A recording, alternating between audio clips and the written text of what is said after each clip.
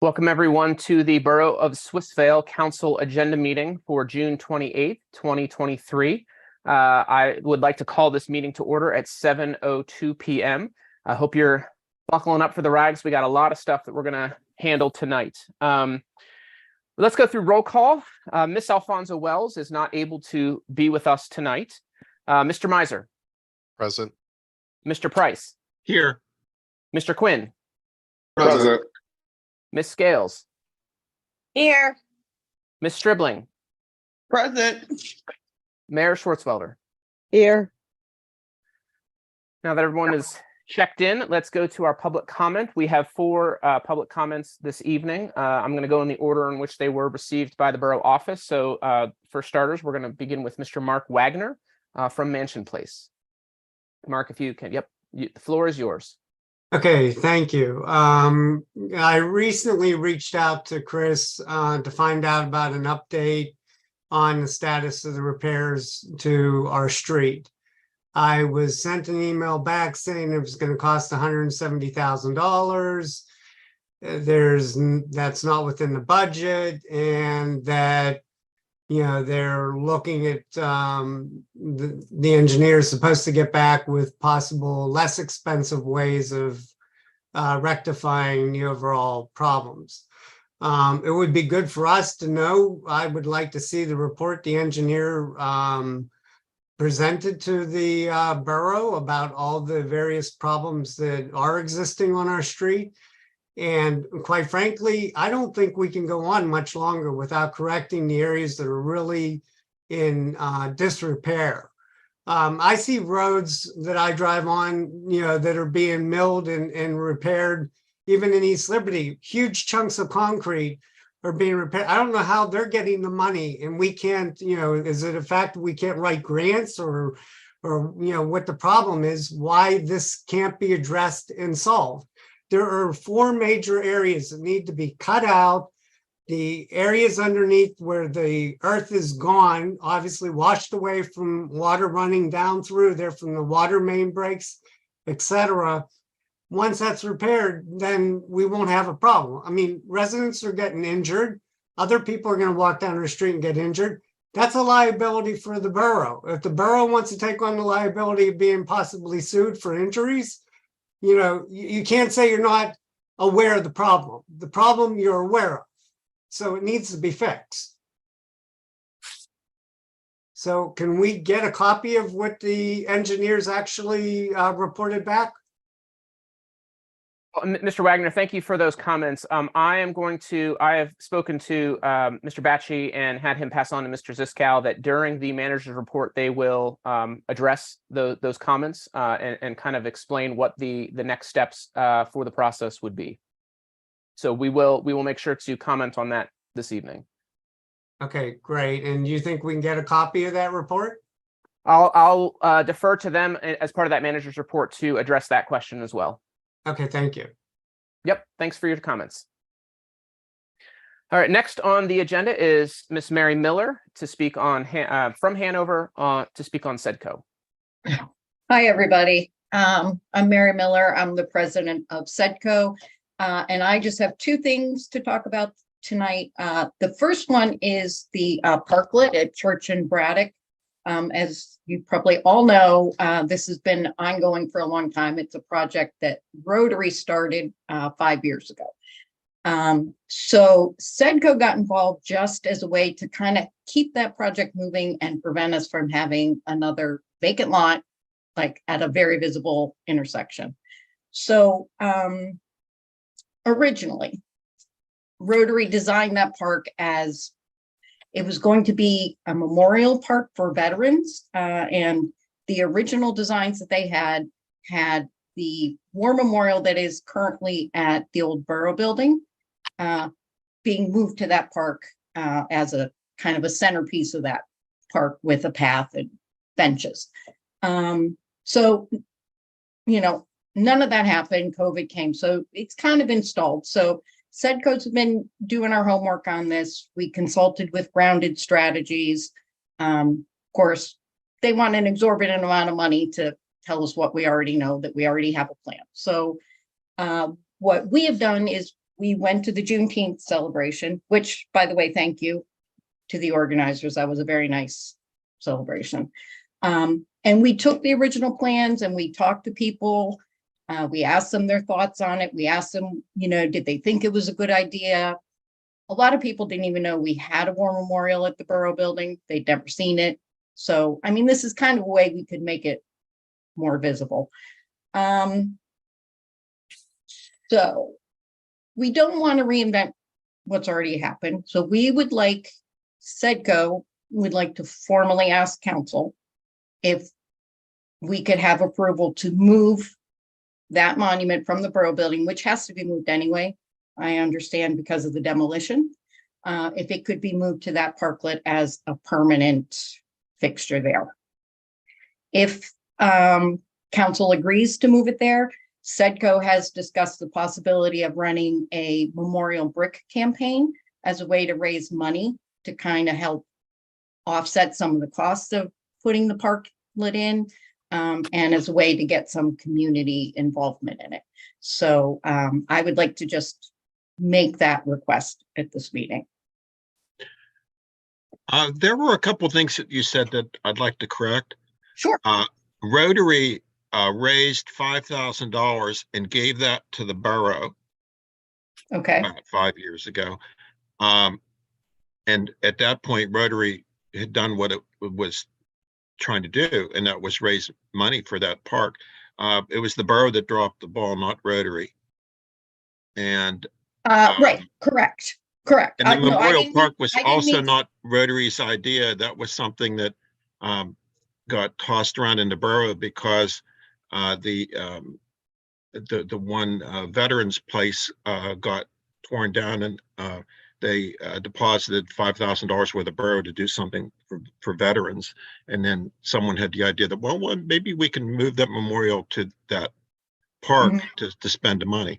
But then they ran into problems with the expense of trying to move it. And now that we're building a new building, I'm not sure if we're going to incorporate that. We have a building meeting coming up in about a week, and that's one of the things we were going to talk about, whether or not we're going to keep it at the present site or move it to that park. So that's Okay. all in flux, but Rotary did not drop the ball on this. No, I'm sorry. I did not mean to insinuate that. I mean, I realize that. It just, Okay. it hasn't happened, and we're just trying to keep it moving along. So that's really what our involvement is. And if, the original plan was to move that and there are no other plans for it, then we would like to just have permission to do that. If there's another plan for it, then we would have to come up with another idea.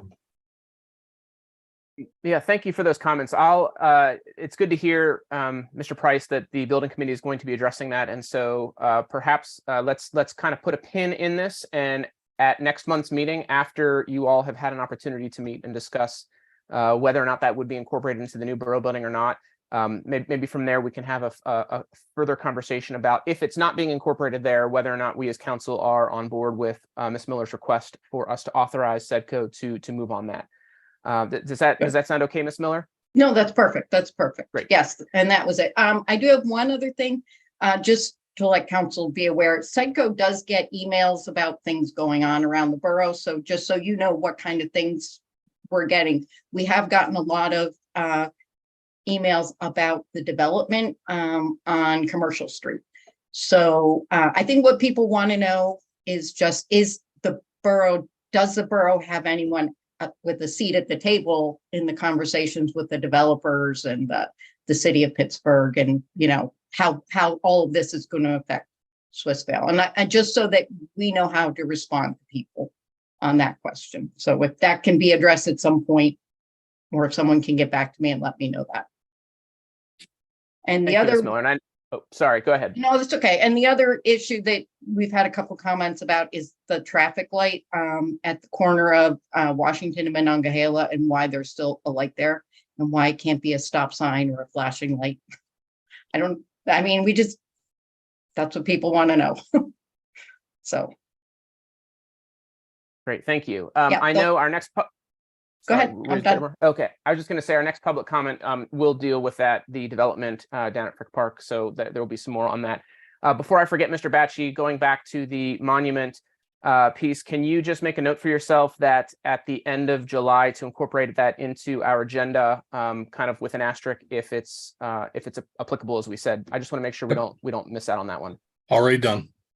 Great, thanks. Great. And then, Right. yeah, Mr. Batch, I don't know if you or if it would be better for you or Mr. D'Ambrosio to comment on the light during your reports, managers or public works report. I can And then- discuss it. Okay, and then we'll bump the development because that's what the next public comment is about. So thank you, Ms. Miller, Great. for your comments. All right. Thank you very much. Have a good night. You too. Our next public comment is Ms. Lenore Wasidlo, and she wants to speak about the development. So Lenore, the floor is yours.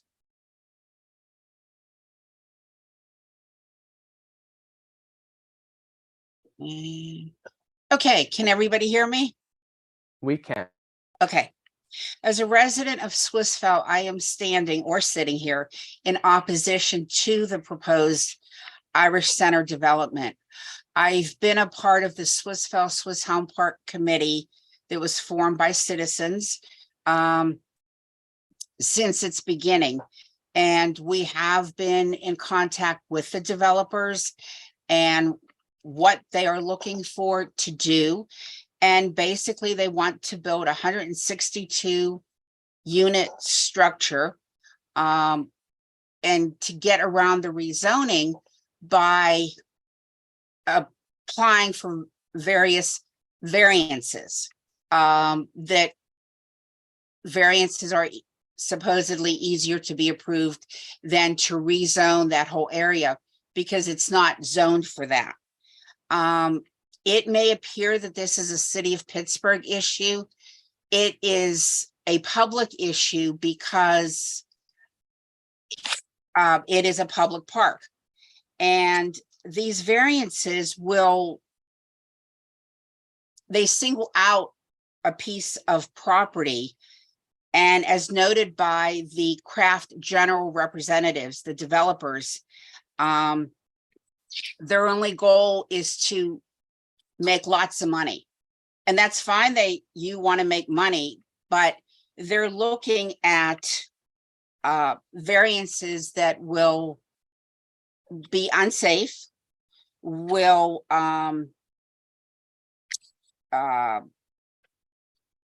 extend past limits.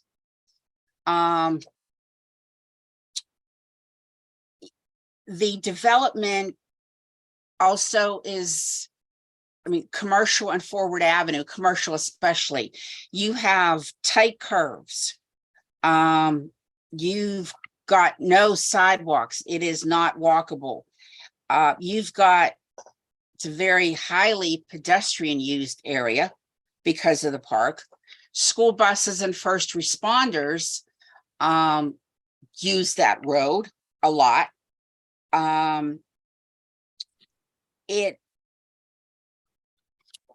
It's going to not only destroy the park area, but the dangers involved, along with landslides that we know could happen on commercial, as well as other safety issues. It just is not feasible, not okay for them to go ahead with this project. There are several ways to oppose it. The website is frickparkfriends.com. There are petitions that you can sign. I also have a petition at my house that can be signed. There are letters, sample letters on the website you can write to the zoning board expressing your concern. And when you write these letters, highlight the variances and how, because that's what they're going to be looking at, is the variances and how it's going to make this whole project dangerous. And the zoning board meeting, it has been moved again to August the 3rd at 9:30 a.m. And we have the link on the website. And if anybody is interested in more specifics, I do have them here. I did shorten it for the meeting. But this is definitely going to affect everybody in a negative way, we believe, around the area.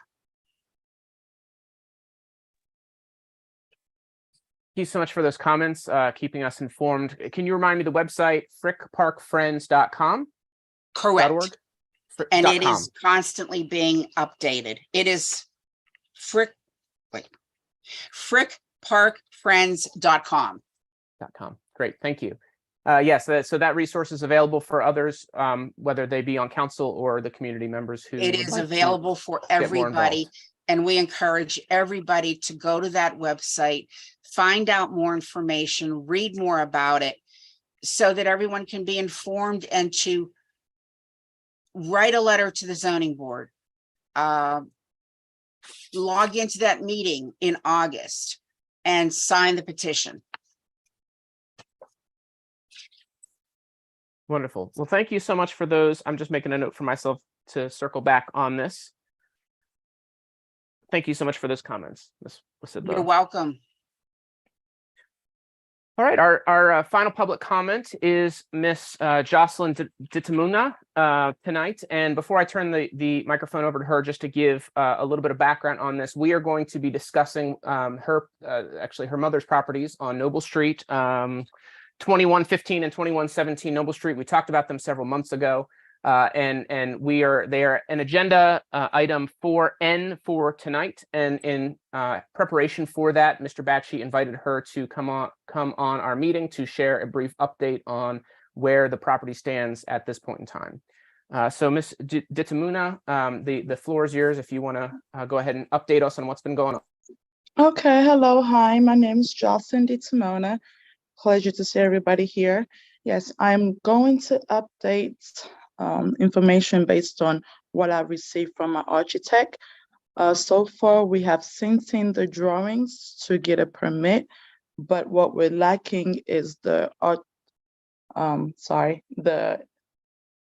excuse me, let me check my notes.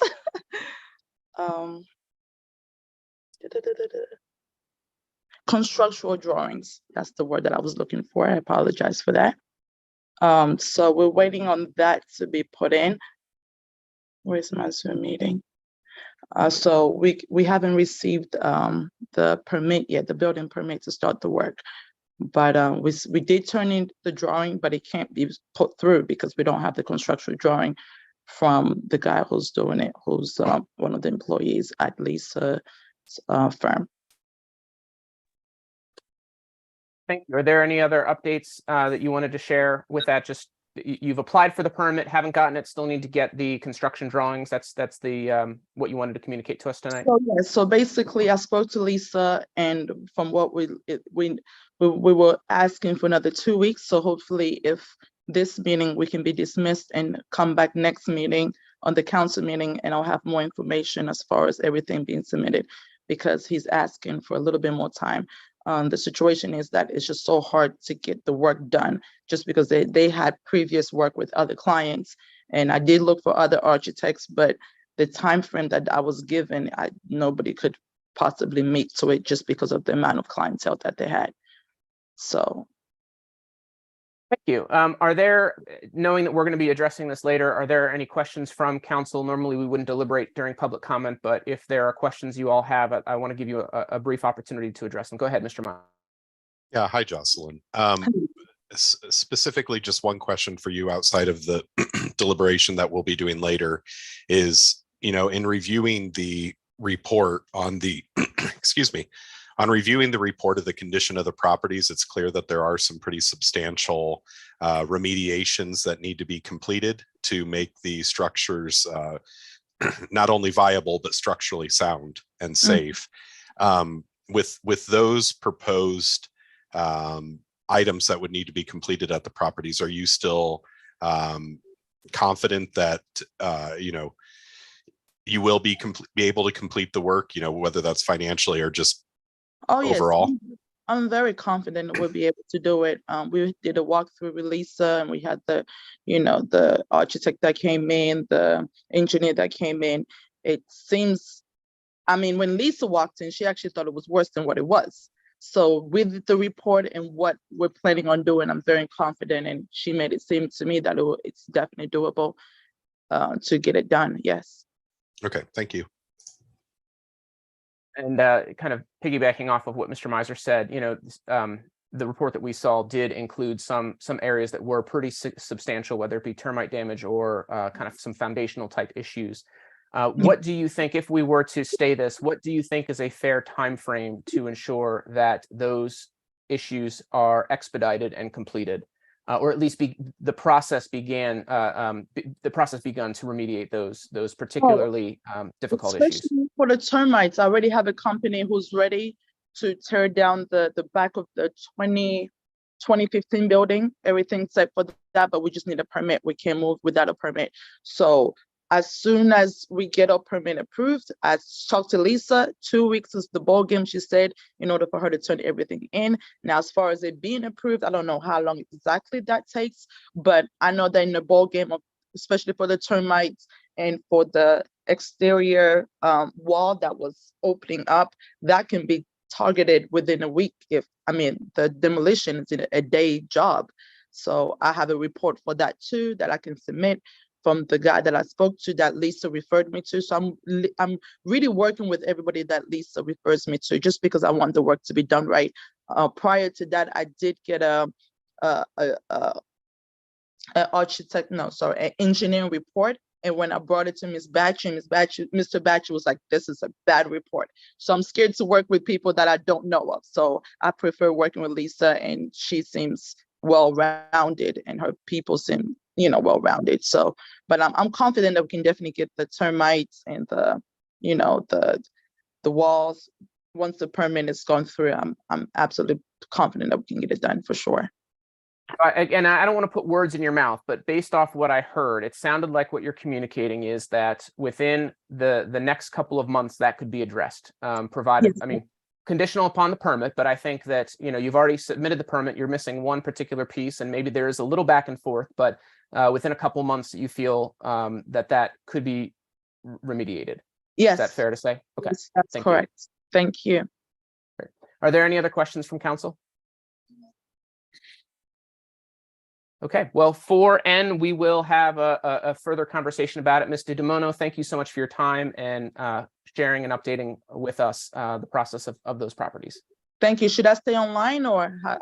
You can just watch us on YouTube, and it'll be a while. We've got a lot of agenda items, so it might be a little bit till we get there. But thank you so much for your time. Thank you, thank you very much. Bye. Bye-bye. Bye. Okay, let's move to our agenda. This is item 4A. Let me make sure I have my notes up here. Discuss appointing members to the Human Relations Commission. As if you've been following along with us, if you're watching from the public, over the last month and a half, we had a number of applicants and interviews, 6 of them for the 5-person team.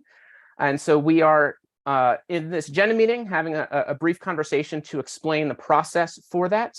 So we have 2 3-year terms, 2 2-year terms, and 1 1-year term. And that 1-year term is for the remainder of 2023. So it's more of like a half-year term. And then an individual would be appointed to a full 3-year term with the rest of our boards and commissions at the beginning of 2024. So all that being said, I just want to make sure council is aware that what this will look like next week is there will be 5 motions, 2 3-year, 2 2-year, and 1 1-year motion. And they'll all be blank.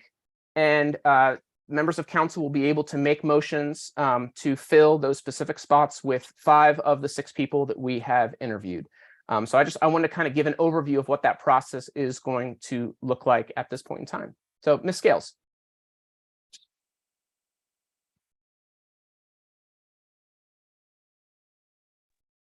Ms. Scales, you are muted. I don't know if you're, thanks. Oh, there we go. I apologize if you hear a delay. There's some funkiness going on with my Wi-Fi. So once again, I'm very much excited and grateful that we had individuals from the community apply for this position. Being that this is the initial start for the Human Relations Commissions, and these initial 5 will essentially be the individuals to help us get the Human Relations Commission off the ground. But these individuals will have a lot of work ahead of them. So we desperately need for this commission to have individuals that are willing to work together, but also work with council, put in the necessary work in terms of the formation, the procedural formation, and also have an actual desire to mediate more so than punish, because the overarching goal should be definitely to make sure that there's some form of recourse and resource for victims of discriminatory acts. But we also have a commission that is focused on building bridges and not walls. So, and I spoke with Chris a little bit about this because I truly desire for the decision as it relates to who would be appointed to be one of this, but very much fair, impartial, but we also take into consideration how important this position is. So what I have created, and I will share with the rest of council, is an evaluation form that highlights scores for the areas that I question all 6 candidates about. And based upon your scores overall, that should give you an idea in terms of truly who should be appointed and for which terms. I highly encourage, once you complete these evaluation forms, if you don't mind just sharing it with me, and then I could total all our totals together, and then we can see collectively where each candidate falls in the scoring. And so we can see individually where our scores are and collectively where our scores came together to show who should be appointed to what, and for what term. And that's solely based upon my desire for us to proceed with integrity, but also proceed with fairness and impartiality. So that form is created, and I'll be sharing that with you guys after tonight. Thank you so much for your work in that, Ms. Scales. So I look forward to that. And again, as she said to members of council, if we can take some time and work on that and send it back to her to help guide our motions and appointments for next week. Any other conversations regarding 4A? All right, let's move on to 4B, discuss awarding a contract for the demolition of the Borough building. Mr. Batchy. Thanks, sir. We had a bid opening on June 5th for the Borough building demolition. There were 8 bidders, which I was very pleased with.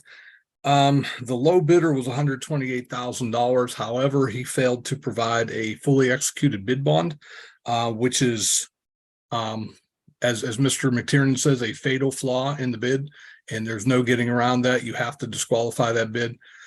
So we would go to the next bidder, which was Gilberry and Associates, with a bid of $213,500. So that is the engineer's recommendation from Lennon Smith Engineers, who's our project engineer. They are recommending to award to Gilberry and Associates at our meeting next week. Any questions for Mr. Batchy? All right, let's keep moving on then. Let's move on to item 4C, discuss awarding a contract for the demolition of multiple structures in Swissvale. Mr. Batchy, I'll turn that over to you in a moment, but real quick, just so everyone has it on the same page, those multiple structures that we are looking at are 7714 Edgewood Avenue, 2246 Manor Avenue, 2521 Woodstock Avenue, 7540 Ormond Street, 2633 Farkas Place, 2256, 2206, and 2258 Hawthorne Avenue. Mr. Batchy. Thank you. We have a $100,000 CITF grant for this project, and we committed up to a $25,000 match when we applied. The low bid was actually $104,750, which I was very pleased with. We actually get to do, so we'll be able to demolish all 8 structures that we propose to demolish. We actually thought that maybe we would be able to do 4 to 5 with the money that we have available.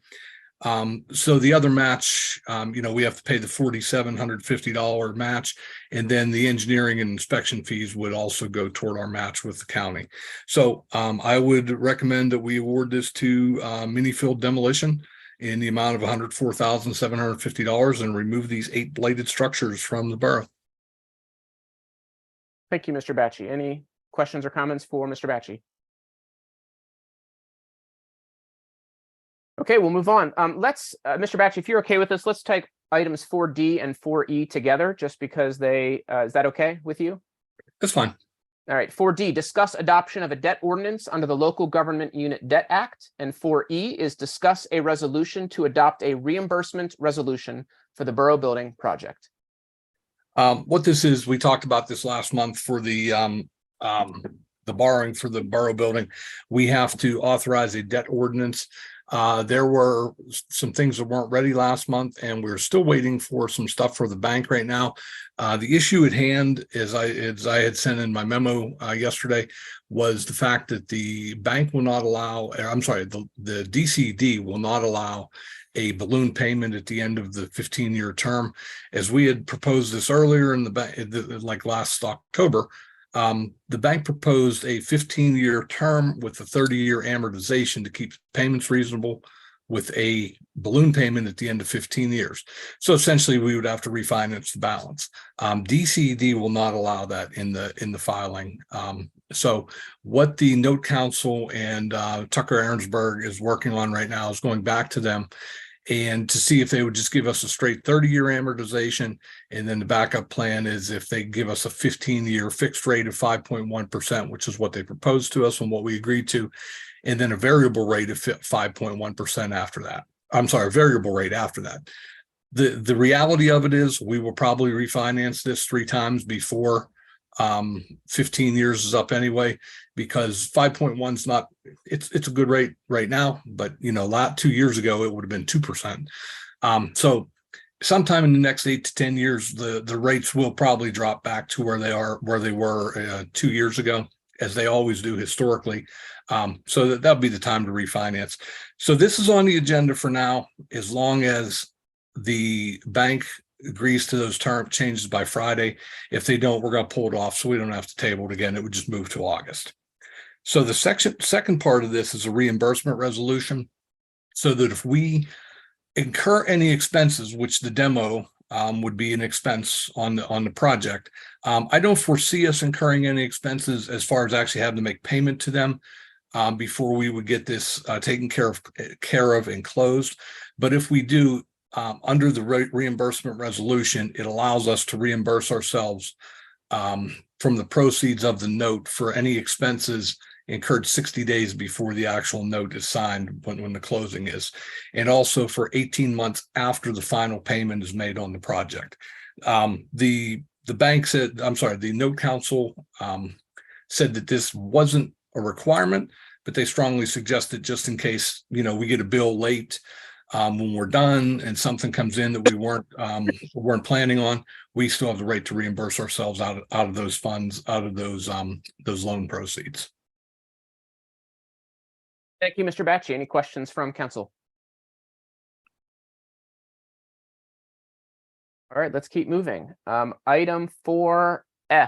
Yes, 4F. Discuss a resolution to transfer ownership of sanitary sewer line to Alcosan. Yeah, this is actually 2 sewer lines. From talking to Mr. Ziskow, I had my lines crossed there with him. But I'm going to turn it over to Mr. Ziskow. This is part of the overall Alcosan transfer of the lines that serve multiple municipalities for that they're taking ownership of, and making a guest appearance at the agenda meeting tonight is Mr. Ziskow. So I'll turn this over to him. Thank you. In all fairness to council, when this first started about 6 or 7 years ago, I think the entire council is new. So it's worth a few minutes to explain the whole process. Mr. McTiernan and I have been involved in this since the very beginning. And at that time, Alcosan signed a consent decree with the U.S. Department of Justice to make improvements to their system and reduce overflows into the streams.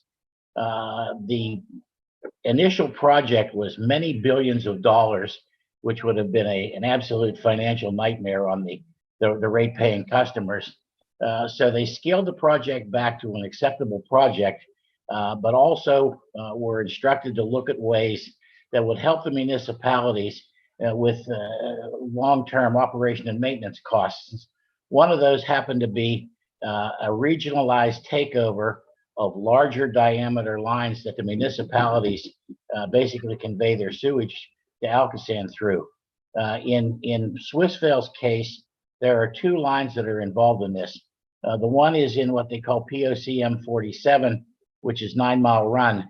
And we have a piece of sewer line that runs from what used to be the Cabana Club up near Smoky Woods Drive and connects into Braddock Hills and runs down along the parkway and then connects into the system.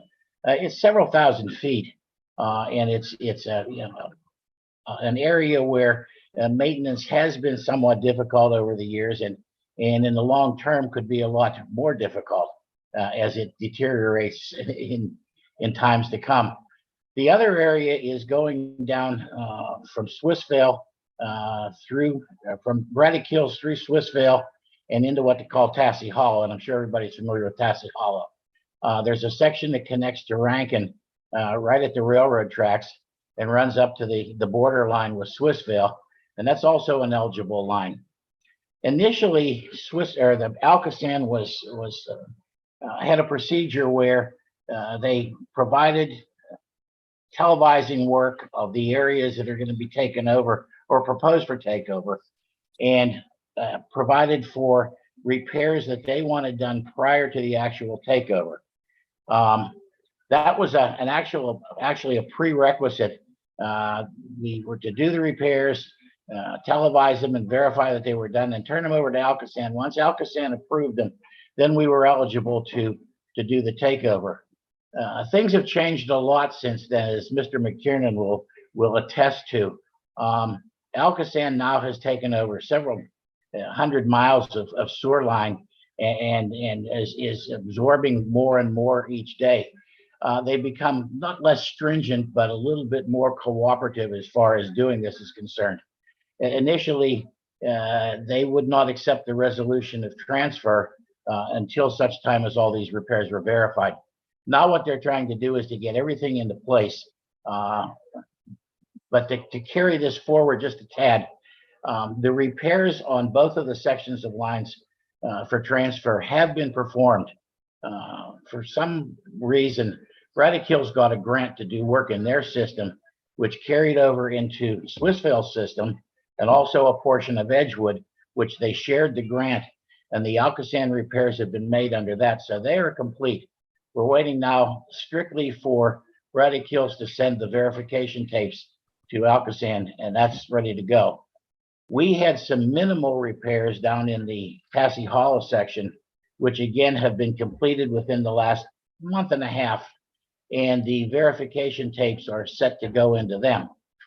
So to bring this all to full circle, once these lines are taken over, the borough has no more responsibility for any operation and maintenance now or in the future.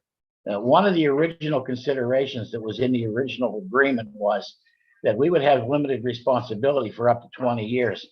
I worked with the engineers and Mr. McTiernan worked with the solicitors, and that clause has been removed. As the transfers take place, Alcosan is much more amenable to moving forward, and they've actually gone out and made the same speech I am today to municipalities. Once you've signed the resolution and they've accepted the repairs, which is all part of the same thing very quickly now, your responsibility ends. There's transfer that has to go through between the borough and Alcosan, and then Alcosan actually goes to DEP and transfers the permits, which is somewhat of a difficult process. They've had to go through a lot of archives to find some of these permits, but your costs basically end at that point. So what I'm rounding this up to is it's a no-lose situation. You will not lose any revenue from the customers that you're currently that are currently your ratepayers, and you will relinquish all responsibility for operation and maintenance of those portions of the sewer that are taken over by Alcosan. So for all you new councilmen, that's kind of an abridged definition of what's going on, but I strongly recommend that you do it. The neighboring municipalities, Rankin is in the process of doing it. All the neighbors around Homestead, and it's certainly, I think it's a certainly worthwhile thing, and to eliminate O&M costs, it's definitely a benefit. Thank you, Mr. Ziskow, for that update. Are there any questions from council for Mr. Ziskow? I was just curious, why is Alcosan doing this? What is the benefit for Alcosan? Does it make them more eligible for additional federal money or something to take over these lines? Well, I think part of the interest is when the Justice Department looked at the overall consent decree, they wanted Alcosan to try to find ways to reduce the cost of the municipalities. They felt that this would help reduce the municipal costs, number one, and number two, by taking these lines over, they are far more equipped to handle large diameter operation and maintenance than a small municipality is. Thank you. Mr. McTiernan. Yeah, to some extent, it's the heavy hand of the federal government. I mean, the EPA pushing the DEP. And when this whole project came down, as Mr. Ziskow alluded to, they have required, as part of the various corridors and programs, that Alcosan work cooperatively with the municipalities, and there's some very vague language, to take responsibility for jointly owned lines. And I think if the federal government weren't pushing Alcosan through DEP, the state government, it probably wouldn't have happened. Would you agree with that, Bob? Yes, sir. Any other questions? So that will be a resolution for next week. Okay, wrong button. There we go. Let's move to item 4G, discuss engaging DCED to perform a police regionalization study with Braddock Hills Borough. Who should take this? Mr. Batchy, Ms. Scales, who wants to take this one? I'll be happy to defer to Ms. Scales if she would like to, or I will be happy to address it.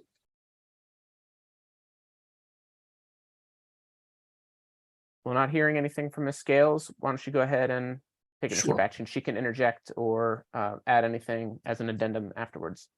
As Councilmember Scales read a statement last month, we did have a meeting with Braddock Hills to discuss regionalization of our police forces, mainly because of staffing. It's not a monetary issue right now for us or Braddock Hills. It is a staffing issue, and we're looking if we could combine our resources and our forces together. We could properly staff everybody's departments.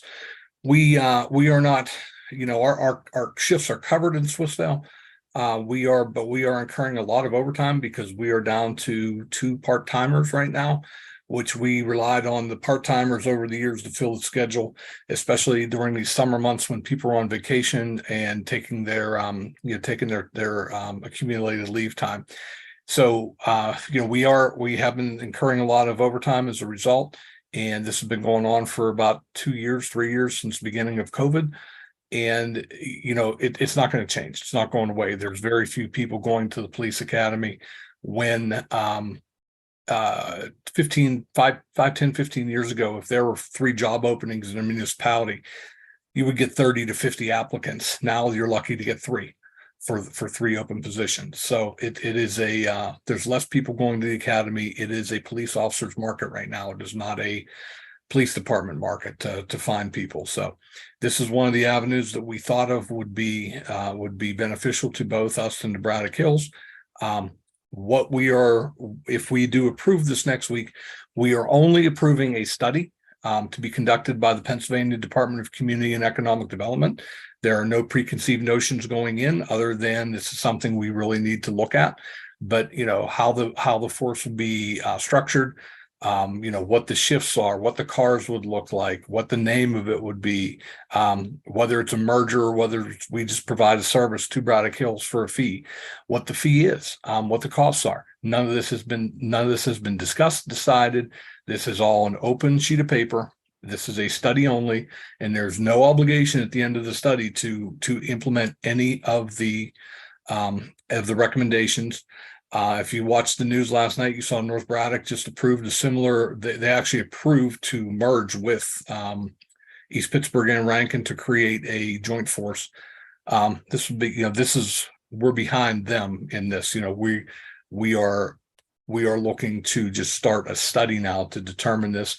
Braddock Hills has this as a council agenda item for their July 18th meeting, and they will be taking the same vote. If Swissvale Council and Braddock Hills Council both decide to do this, Cheryl Sorrentino, who's the manager in Braddock Hills, her and I will reach out to the DCED right after Braddock Hills vote. So this is something, if you want to vote next week, you certainly can. If not, you're under no obligation to. And just to add another piece of that is, I did not know about North Braddock's vote, but some of you might remember that a year or so ago, there was another study done for a number of municipalities in that area, including, I think, Whitaker across the river, and that didn't go through. So even just having the study does not bind you to having to follow through with this. It just is meant to give us the information so we can make the best decision possible for our community. Mr. Miser. Yeah, I just wanted to follow up on that and basically say, in addition to the information that would be gained from the study, it also, one of the things that we said during our community meeting about just the concept of police regionalization is that we would continue to engage the community on this. And, I think there were some hopes at that previous meeting that we would already have some ideas of what police regionalization would look like in Swissvale and et cetera, et cetera. This study will enable us to have a good baseline of talking points to then come back to the community and continue to receive community feedback before any decisions would be made. So I just wanted to reemphasize that this study really is a great tool that we will be able to use, even if we don't take exactly what the DCED says, as what this eventually will look like. It gives us a great baseline to re-engage the community in those discussions. Agreed. Thank you very much. Any other questions or comments about this? Okay, let's move on to item 4H, discuss an agreement with Norfolk Southern for the replacement of the Washington Street Bridge. Mr. Batchy. Yes, thank you. We have had discussions with Norfolk Southern, and we had discussion in executive session last month, to determine if we would like to move forward at this point with a proposal made by Norfolk Southern. And what that proposal is basically that Norfolk Southern builds a new bridge, new Washington Street Bridge at their full expense, where the borough would have input into the design and replacement of it. And at the end of the agreement, the borough would take ownership of it. We've been assured by PennDOT that, these bridges, there's federal money available for them for major repairs and replacement in the future. And one of the things, PennDOT said is you'd have to do a minor overhaul in about 30 years and probably replace in 50 years.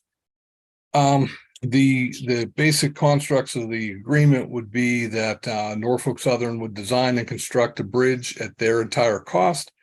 The cost of the design and construction, including engineer, right-of-way acquisition, and flagging, would all be taken into account by Norfolk Southern. The lighting on the bridge would be the same as the decorative lighting on Washington Street, and that would continue through the bridge. Sidewalks should be constructed on both sides of the bridge with appropriate barriers.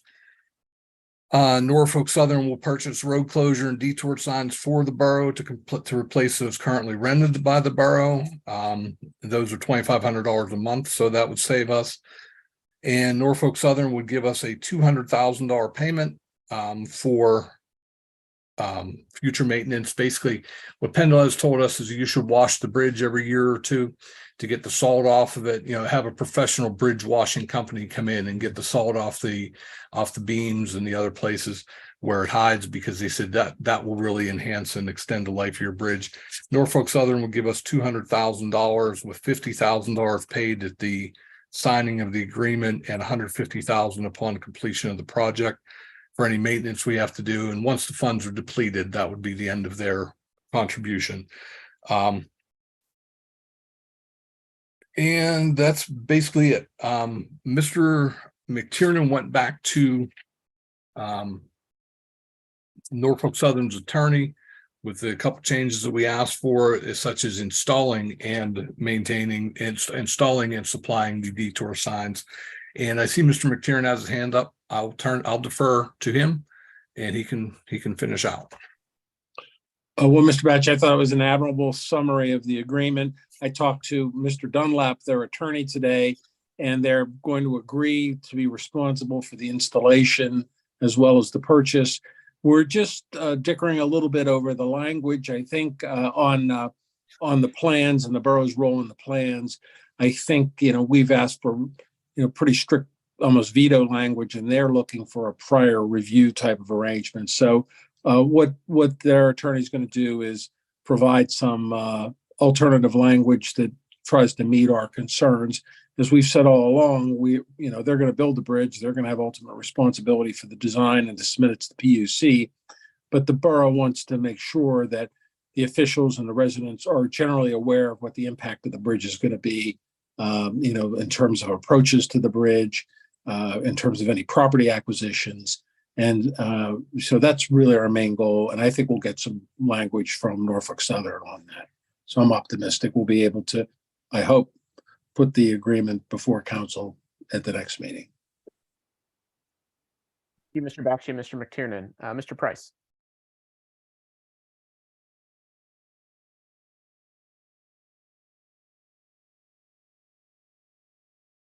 Well, while Mr. Price is looking for his unmute button, oh, sorry, maybe you didn't know that I thought you were looking for it. One other thing that Mr. Bakshi did not make mention of is on that agreement was there was a timetable as well of 20 months. What is the starting time for that? Under the proposed agreement, it says Norfolk Southern agrees to submit final construction plans for review and comment by the parties and approval by the PUC by November 1st of 2023. And that Norfolk Southern agrees to reconstruct the Washington Street Bridge within 20 months of PUC approval of the final plans. Now, keeping in mind that PUC approval could be 2 months to 12 months. So yeah, they're not committing to a time frame for that because they can't, because they're not, yes, they don't control it, but they're saying a 20-month construction period. But that was language that we did advocate for, to try to have some kind of time frame to make sure that, because this is a bridge we want to have back up. Mr. Price, sorry, I didn't mean to talk over you. I thought you were just looking for your mute button. Go ahead. What did you want to bring up? Yeah, I actually didn't realize that I had not unmuted myself, so my apologies for that. Yes, the first thing I was going to point out was that there is a timetable within which they are to take action and replace this bridge, because we didn't want it to go on for years and years, and nor does the public. What was my second thought?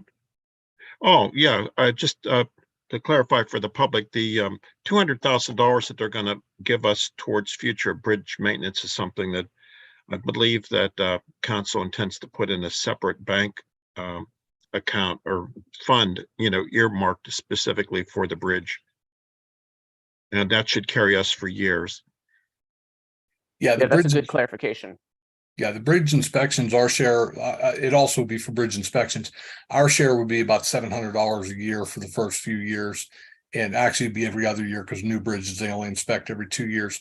And the bridge washings, they say, are about $5,000 to $7,000. So between the bridge washings and inspections, that money should last us quite a while, as long as we will set up a separate bank account for it, and just use it for the bridge expenses.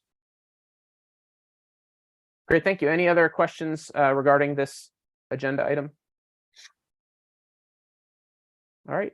Hearing none, let's move on to item 4I, discuss a master services agreement with Green Edge Tech for the EV charging stations. Who should take this? Mr. McTiernan, do you want to speak to this? Because I know where we last left it, there was conversation between you and their lawyer to ensure that there was amicable language for both sides. Yes, the council reviewed it as well as the lawyers, and I wrote a letter earlier this month to Green Edge's attorney, Miss Lavi. She's in Seattle, and we made some proposals based on our discussions. For example, an important one was council didn't feel that the provision that gave them exclusive right to do electric car stations in Swissvale was appropriate, and some other points: indemnification, limitation of liability and insurance. And I have to say, the revised agreement we received back incorporated and recognized every single one of the proposals I made in my letter of June 2nd. So I think we're getting to the point where that agreement is in a shape for action by council. But they did agree to remove the indemnification provisions, to bring any action in Pennsylvania under Pennsylvania law, to remove the exclusivity provision.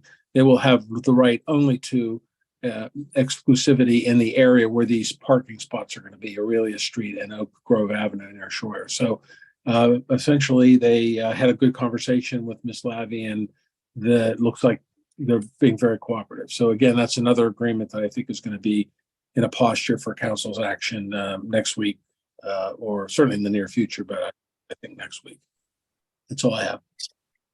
I want to add to that Green Edge has done a lot of really good work on this project, even though we haven't been under a particular agreement to this date. Basically, David Anguilera with Green Edge did our entire application process with Duquesne Light, checking in with Mr. Batchy and I to get the data that he needed. He also applied to the Driving PA Forward grant, which we were awarded. So basically, we're still in the process of ordering, but the purchase ordering for these 5 units, 3 units, 2 doubles and 1 single unit is done, and it's going to cost the borough very little out of pocket to set up, which is great. And hopefully by the end of the calendar year, we have some EV charging stations in Swissvale. So I'm really excited about that. Any additional comments or questions from those on this meeting? Okay. Let's go to item 4J. Discuss appointing a representative to the TCC, which stands for Tax Collection Committee. Mr. Batchy. Thank you. The Allegheny County Southeast Tax Collection Committee, of which Swissvale is a member of, they oversee the tax collection for the earned income tax in all the municipalities between the 2 rivers, between the Allegheny and the Monongahela. That is the Allegheny County Southeast District. The Turtle Creek COG administers this board, and they are asking us to revise our delegates because they currently show as Amanda Ford as the delegate and Diane Turley as the alternate. And neither of those those 2 work in the administrative office anymore. So they've asked us to appoint 2 members. These meetings occur twice a year during the day. I would, propose that I be appointed as the delegate and Sarah Ansel be appointed as the alternate, since, we're at work and we can attend the meetings. I will not be offended if any council member says they would like to be the delegate or the alternate. So just let me know who you would like to do that, to be the delegate and the alternate, and I will place it on the agenda in that fashion for next week. Any comments or questions, or do you support Mr. Batchy's proposal of putting he and Sarah as those representatives? I see some head nods. I support the proposal. All right. Wonderful. Sounds great. Ready to keep moving? Yep. Okay. Item 4K, discuss the Verizon cable franchise agreement. The Verizon cable franchise agreement expires on December 1st, 2025. But under the Communications Act of 1934, they have to notify us of their intent to negotiate within a 30 to 36 month period before that expires. I guess the goal is so they know this always takes a long time, so they want to try to get it done on time. This was just completed December 1st of 2020 when council approved the agreement, but now it's time to revisit. So last time we partnered through the Turtle Creek COG with Cohen Law Firm to have one voice at the table for I think about 12 municipalities. And I've discussed this with Mr. McTiernan if he has objections to it or he thinks we could do better on our own. And his recommendation was for us to go with Cohen again. So what we're asking is the motion on the agenda for next week would be to join the Turtle Creek COG multi-municipality negotiation group or something along that line. And using Cohen and Associates. Any questions for Mr. Batchy? Keep going. Mr. Batchy, can we do items 4L and 4M together, which are Yes. discuss the purchase of 2 hybrid police vehicles and discuss the lease agreement for 2 police vehicles? Absolutely. So it's council's when we talked about vehicles and vehicle replacements last December and adopted vehicle replacement plans, the directive I was given was to try and find alternate fuel vehicles, whether they be electrics, hybrids, whatever, when we start replacing vehicles. And Ford makes a hybrid Explorer. It's not a plug-in, but it's it generates its own electricity with the combinations of gasoline motor and an electric motor in there. It is a police spec vehicle. It is specifically for police. We've located 2 of them in Mount Joy, Pennsylvania at Whitmore Ford. And they said they will deliver them to us so we don't have to go out and get them. They're $41,800 a piece. The sticker price on them is over $50,000. With the CoStar's discount, it comes down to $41,800. And then Chief Watson, I saw he sent me close to the meeting, the 3 bids for the upfitting, and Rally's upfitting was the low bidder at, I believe it was a little over $18,000 per vehicle. So the vehicles will be about $59,000 a piece.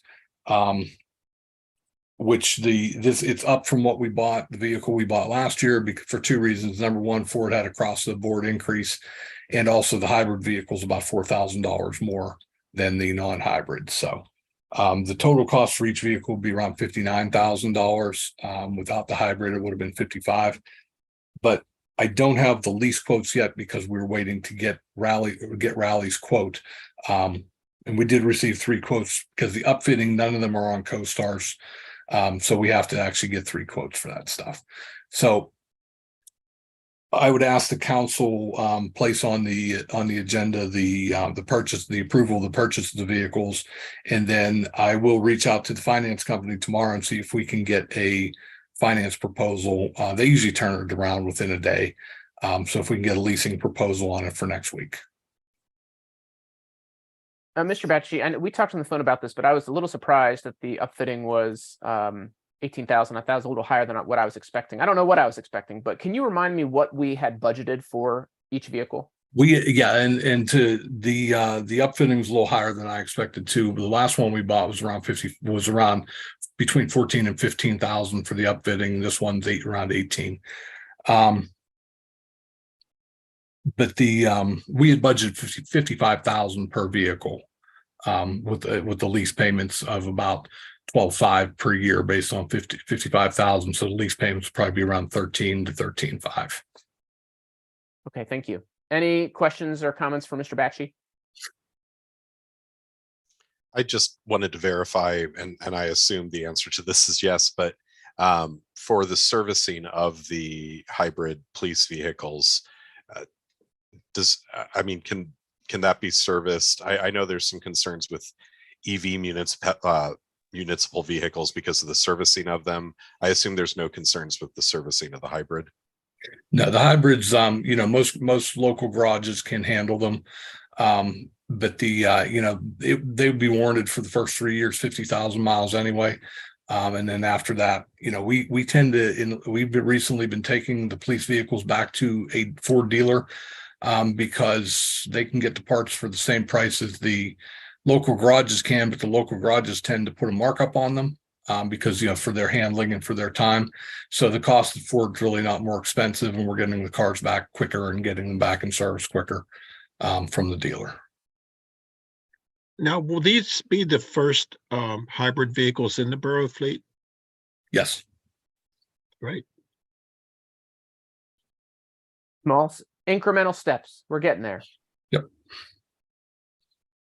Any other additional questions, comments? All right, let's move on to item N. This is what we had Ms. Didamona on for earlier. Discuss 2115 and 2117 Noble Street. Mr. Batch, do you want to start our conversation? Yeah, and I might ask Mr. Wilhelm to join it also. But if everyone remembers, we held a demolition clearance hearing in March concerning these properties at 2115 and 2117 Noble Street, because we had grant funding available to demolish the properties through Allegheny County. Council gave Ms. DiTimona and her mother a 90-day extension until June 5th. And the agreement was they had to have a building permit in hand by June 5th. They did not meet the June 5th deadline. And Mr. Wilhelm and myself met with Ms. DiTimona in mid-March to explain to her, what we're looking for, what was necessary. And that, having a building permit in place by June 5th meant applying for the building permit early to mid-May. They applied for the building permit shortly after June 5th. It was like June 6th or June 7th. So the building permit has not been issued because the building, there was a structural analysis done, and there needs some additional plans submitted to us that I believe Mr. Wilhelm has communicated to Ms. DiTimona. Now, they have hired an architect because they did talk to the architect, and they hired a structural engineer. We have a structural engineer's report, which was submitted to all of council. And so we know they are making progress and they are moving forward at this time. So the question just comes down to, do you want to give them more time to accomplish what they're trying to accomplish, and how much more time do you want to give them? Ms. DiTimona made the comment earlier under public comment that she may only need a couple weeks, but I would be reluctant to give her a couple weeks. I would say if you're going to do it, give them 60 or 90 days to accomplish this. The grant funds are available today. If I don't have if I don't go back to the county tomorrow and say we're tearing it down, they are no longer available. And they are not transferable to another property. Under this Act 152 program, the county designates where the grant funds go, and you can't transfer them. So, but I think if it's your goal to get these two buildings back on the tax rolls, get them rehabilitated and rehabbed, I would say we forgo the grant funds and they'll reprogram them somewhere else to another community. And we've already applied for additional grant funds through this program next year for other properties in the borough that do need torn down. And like I said, so it's just a question if you wish to give Ms. DiTimona and her mother more time, we can make it an agenda item for next week, and how much time that is. Thanks, Mr. Batchy, for that overview. I think the other thing to let the public know and others watching is that as some of us saw, that there are some pretty substantial structural issues, both termite damage, and actually the sidewalk in front of one of them is blocked off because it's in danger of falling. Yes. So this is something that is significant, that needs to be addressed in a rapid manner. My suggestion to council is that we basically have two options, and then the second option has a little asterisk with it. And this is just restating what Mr. Batchy said. So the first is, if we vote to demo next week, we can use county funds and there's no cost to the borough for that. Or we desire to give more time, which means that we lose the grant. But I would suggest, my suggestion would be that if we do this, that we suggest 60 days. That's why I asked her. It seems like the real, she feels confident that in a couple of months she could address those structural issues and make progress on those, so that it's no longer a safety hazard.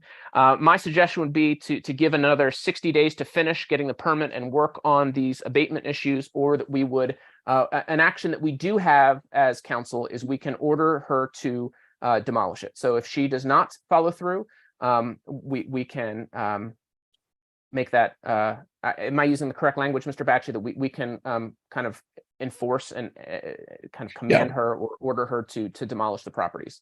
Yes, we already had the demolition clearance hearing back in March. We can give them an order to demolish if they fail to do, and that would be at their cost because there would be no grant funds available at that time. So that's my suggestion. Ms. Skip. There we go. I agree with you, Chris. It sounds like from Greg Batchy as well as the daughter that appeared before us is that she's actually making intentional efforts. And they are efforts that have been confirmed by Greg. It doesn't sound as if they are not attempting to comply. And it does not sound that they are struggling on their end by way of funds or, locating someone to do the necessary work. So taking that into consideration, I do believe we should give her the necessary additional time. It seems like communication is much better than what it was before, and that there are intentional efforts being made here.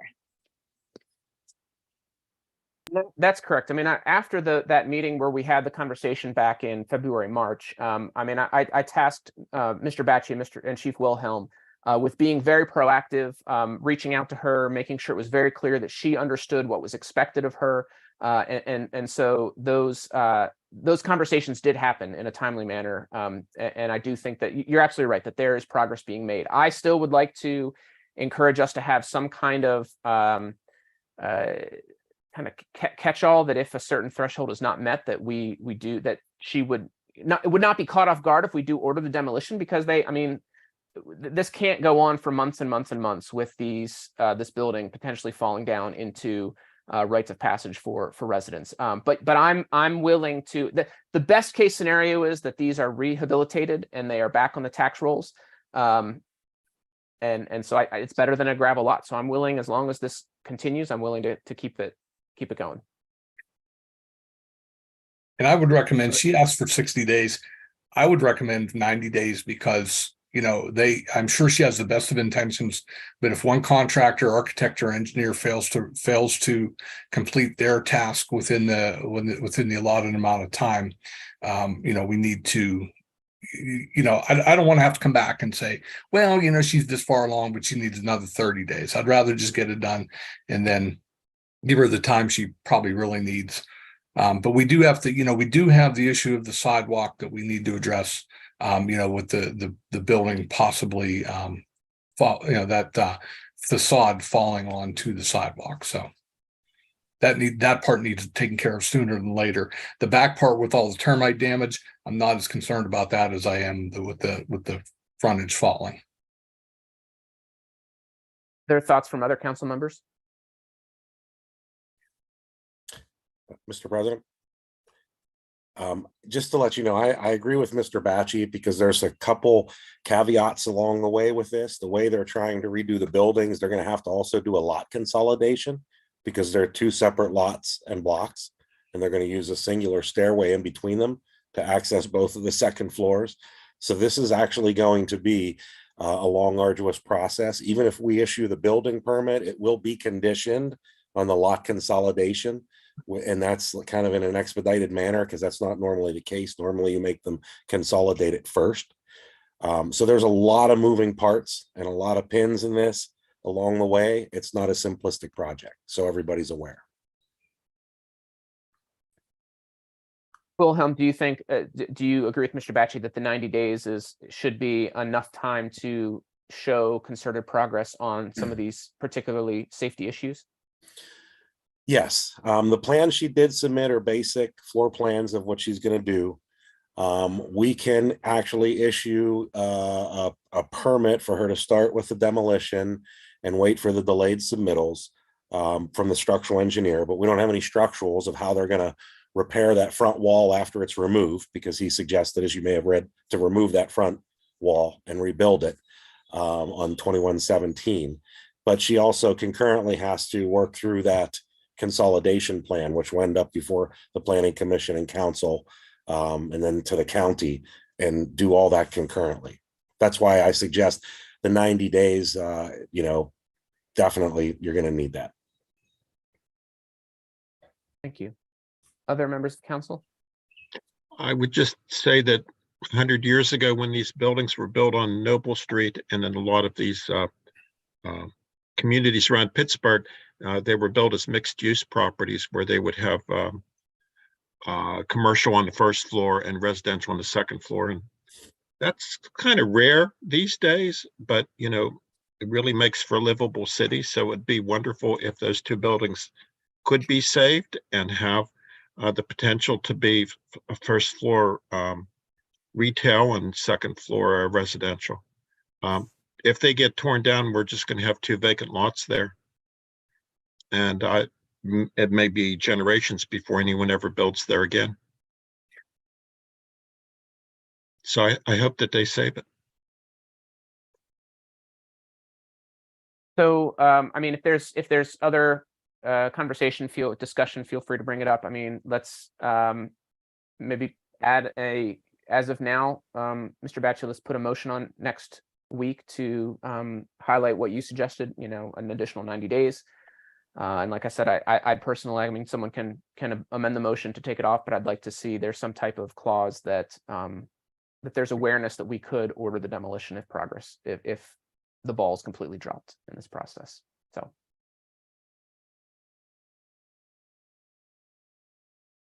Okay. Well, let's keep moving on then. Okay, this is item 4.0, discuss the use of the ARPA funds. I'll take it from here. I'm going to share my screen. So I submitted let me take a step back. Finance Committee had a conversation a month and a half ago about ARPA funds. They've been kind of just sitting in our account for quite a while. Let me let's share the screen so that you all can see. Here we go. All right, y'all can see that? Yes, good enough. Is the Zoom okay? I'm not getting any feedback. Yeah, it's I can't fine. see anything. Okay, great, thanks. So in this, you can see what I wrote here, that there are we received these funds from the federal government. Our total that we had received was $906,000, $505.48. And to this point, we utilized those funds for 3 projects. We provided, this was, 2 years ago, maybe now, premium pay for essential workers, a COVID-19 vaccine incentive, and new police and fire. We didn't buy the radios outright, but gave a significant chunk from the ARPA funds in order to do that. So given those, and we did accrue some minor interest in the process, and so our balance is just over $664,000 for that. Last year, we did submit a survey. I'm going to zoom way down here. I'll go back. Just asking residents, how they wanted to see their interpretation or kind of some of their suggestions of how to see these funds used for the following categories. And so this was, rate it how you would want to see it. 1 being like, I don't want to use the money for that. 5 being, yes, I think this is the best use of our resources. Of those respondents, you can see that infrastructure was the highest here. We asked about recreation, some balance there, 3, 4, and 5. Economic development.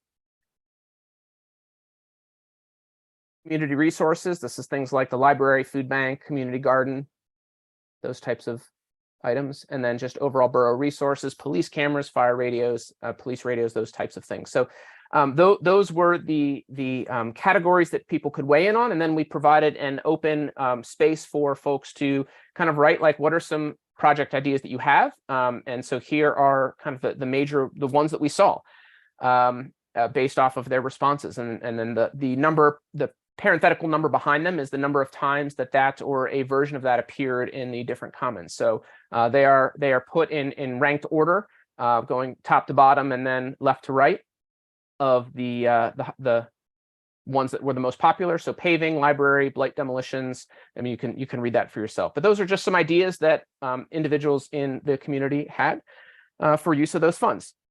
So let me go back up. So the Finance Committee had a meeting to discuss this. And so what our proposal was that we are bringing to council was so that we can spend this I should make a note that we will not lose this. I know some people have asked me, with this back when we were dealing with the debt ceiling, like, oh man, are they going to try to take our ARPA money back? We have already qualified all of our ARPA money, even though we haven't spent it. They had changed in the final rule that allowed us to write off up to $10 million, which, we are less than that, as revenue loss. And so this is all under our quote unquote revenue loss category, but they are funds that we can use for a variety of things that we are trying to do in line with what the spirit of ARPA was. And so our proposal was to take those top two priorities from the resident survey, allocating up to $250,000 for road paving. We are definitely behind where we should be in doing a number of paving projects. I know Mr. Batchy could speak to that if there are further questions on that.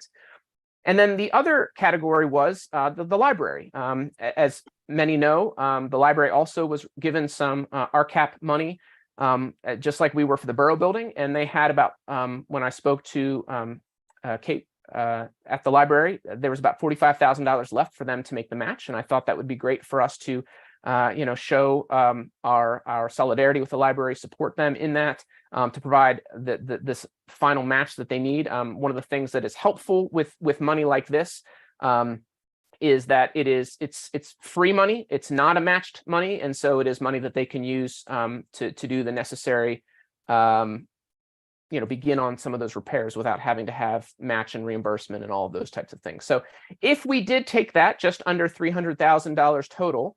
The kind of second arm of the proposal was to take the remaining funds and divide them 8 ways for each elected official to have some autonomy on community projects. The ways in which, when I've shared this, a few residents have expressed to me, oh, this is like the walking around money that our state legislature used to use. Finances that was earmarked that they could use for specific projects that they were passionate about in the communities they represented. So each elected council member and the mayor would create a budget and plan for $45,000.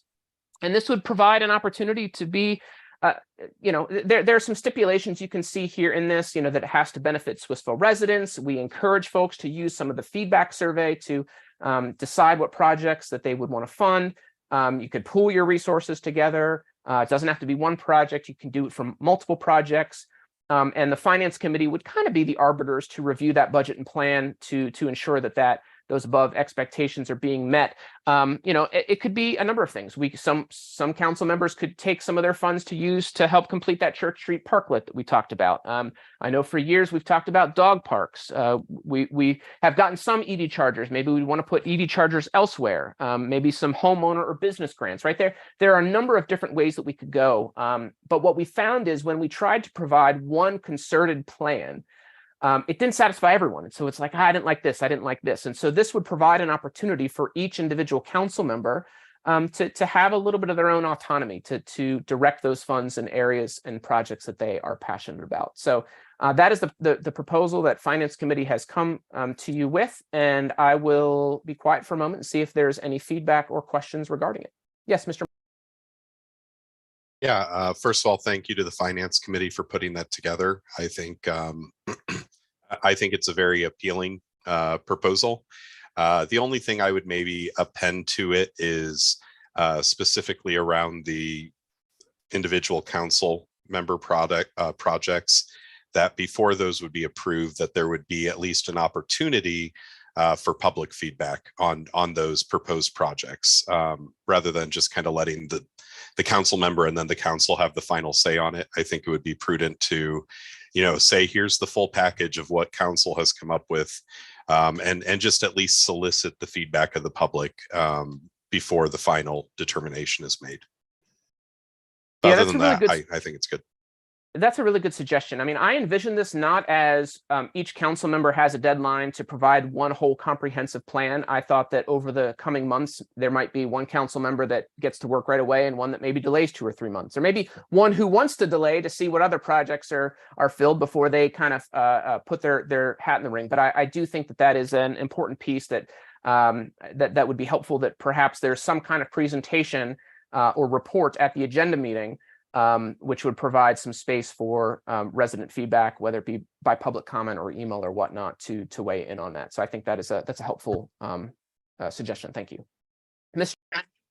Yes, when you came up with this idea in the finance committee, I was extremely ecstatic because we all have different ideas and different things that we want to feel that the community can, support as well as benefit from. So I think this would be a good idea for us to decide on, maybe come together in groups, decide on what things each of us might be interested in, and maybe, piggyback with one another. But I'm in full support of this initiative, and I hope it can, be the other council members will be able to see what your plan and your vision was for this. Thank you, Mr. Bling. Mr. Price. Would all of the ideas be put together and then would council vote on them? At some point, does the overall council have an approval process for what individual council members might suggest? Well, I mean, we hadn't really, initially the answer to that would have been no. It was more of giving some autonomy to have true autonomy. It doesn't mean that there would not be accountability. That's why those proposals would need to be vetted at least by the finance committee to ensure that they are meeting certain criteria. I'm not opposed to council voting on them, but what we saw in because there were two separate iterations where a comprehensive plan was proposed, and there was just enough that I didn't like this or I don't like that. What I would hope is, if council is voting on this, that there is willingness to kind of not shoot it down just because you don't like the specific project personally, unless there's something glaring that you're like, I really have, like, there's really some, if you're like, I want to, take $45,000 and, throw it off the top of the Union Switch and Signal building. All right. There's enough, and the finance committee would have vetted that one, just for the record. But that's I think that's a glaring reason to say, okay, we need to pump the brakes on this one. So I'm not opposed to that, but I also want to make sure that that's not just a, Bill, if it's your project that, and you're excited about, like, I'm excited for you, and maybe I'll give some suggestions of, hey, have you thought about doing this? But I'm happy to kind of put my seal of approval as long as you're meeting those things.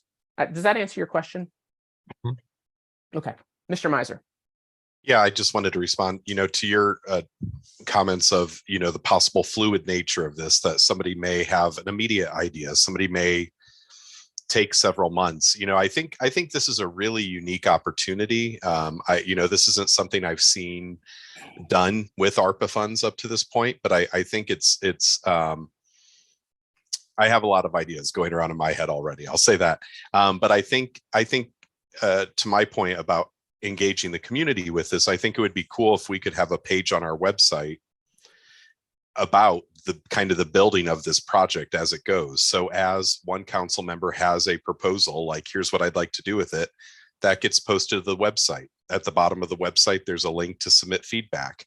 So it's allowing that information to be available to residents at all times to kind of see as this process gets built. It allows it to not have to be done all at once. It can kind of be building blocks. And it allows a constant source of feedback for council to be hearing in real time if residents are monitoring this and go, Josh, that was a horrible idea. Why would you want to spend $45,000 on that? Or, hey, that looks good, but have you considered this? And more than likely, I haven't, and it would be good feedback. So, again, just kind of that opening up that dialogue. And I think, using our existing technology is one way we can do that. Sam, so let me ask you, is that something that is doable on the website technological side that you could handle? I may solicit help from Josh Miser, but I will do my best to make that happen. I volunteer as tribute. Yes, there we go. Okay, well, I again, I think that would not have, this is why I appreciate the creative opportunities of all of us from different kind of backgrounds and perspectives, because I would not have thought about this as, the way you described it is like building blocks and putting them on the website where it's almost it's almost a story that you're telling through that, with opportunities for people to give feedback in the process. It's a work in progress. I think that's a great way to provide a working document to have that. So thanks for that suggestion. Other comments or questions about this? Yes, Mayor Schwartzwalder. I love this. finally, after 18 years of begging for money to do the little projects around town, Chris, thank you. I hope this comes to fruition and we get to implement some of the great ideas that we all have. You know, living in Swissvale for 58 years, I know what I want to see, but implementing it and getting the money is not always the easy part. So I thank you for your efforts and for your input, and I am all for this. I already know where I'm spending it. Well, reach out to Ms. Ansel and let's get that on that website. Mr. Batchy, your recommendation is this: should we vote kind of on next week, having a motion to vote on this, to kind of accept this proposal, that to be like get the wheels moving on this? Do you think that's kind of what next step should be? And then that gives us some freedom to go and explore. And what would you suggest? How should we handle this from here? Yeah, I think we can vote on it. We should vote on it, because then that way we know that this is what we've adopted, this procedure for moving forward for spending these funds. And, you know, we can always come back and change it, you know, if it doesn't work, or we decide that, you know, that we want to go somewhere else, or we have other needs to, you know, for the funds. But yeah, I would say just, you know, it's not a big deal to add an agenda item to adopt the procedure. And then everybody knows they have that money to spend, and they can start talking to one another, see if they want to join together for a bigger project, or just go on their own and get back to us with what they want to do. Great, thank you. Well, let's put that on the agenda. And I will do my best. I'm gonna that Theory to give me a reminder to update the proposal, because otherwise when we're done, I'll totally forget about it. So if you see me mute my camera, that's why. Let's move on to the final agenda item. So this is 4P, discuss commenting on Borough Facebook page. So Mr. Batchy, if you could give a little background while I have Siri set me a reminder. Yeah, the reason this is on here is we had an incident earlier in the month where Miss Ansel posted a nice post that just said Happy Pride Month, and had a pride flag, some type of pride flag behind the post. You know, it said Happy Pride Month, which was met with an emoji of, you know, I don't even know if I should, you know, want to say it, but, you know, it, you know, with a not so nice emoji. And then some comments, you know, about Pride Month, and, you know, things we don't want on our page. And the problem is, like, we spoke to Mr. McTiernan about it, and Mr. McTiernan said basically, you know, if it's swear words or you know, rude language, you can take that stuff down because that's not appropriate. But basically, if you put it up, if you have commenting enabled on your Facebook page, you know, you can't just arbitrarily remove comments because you don't like them.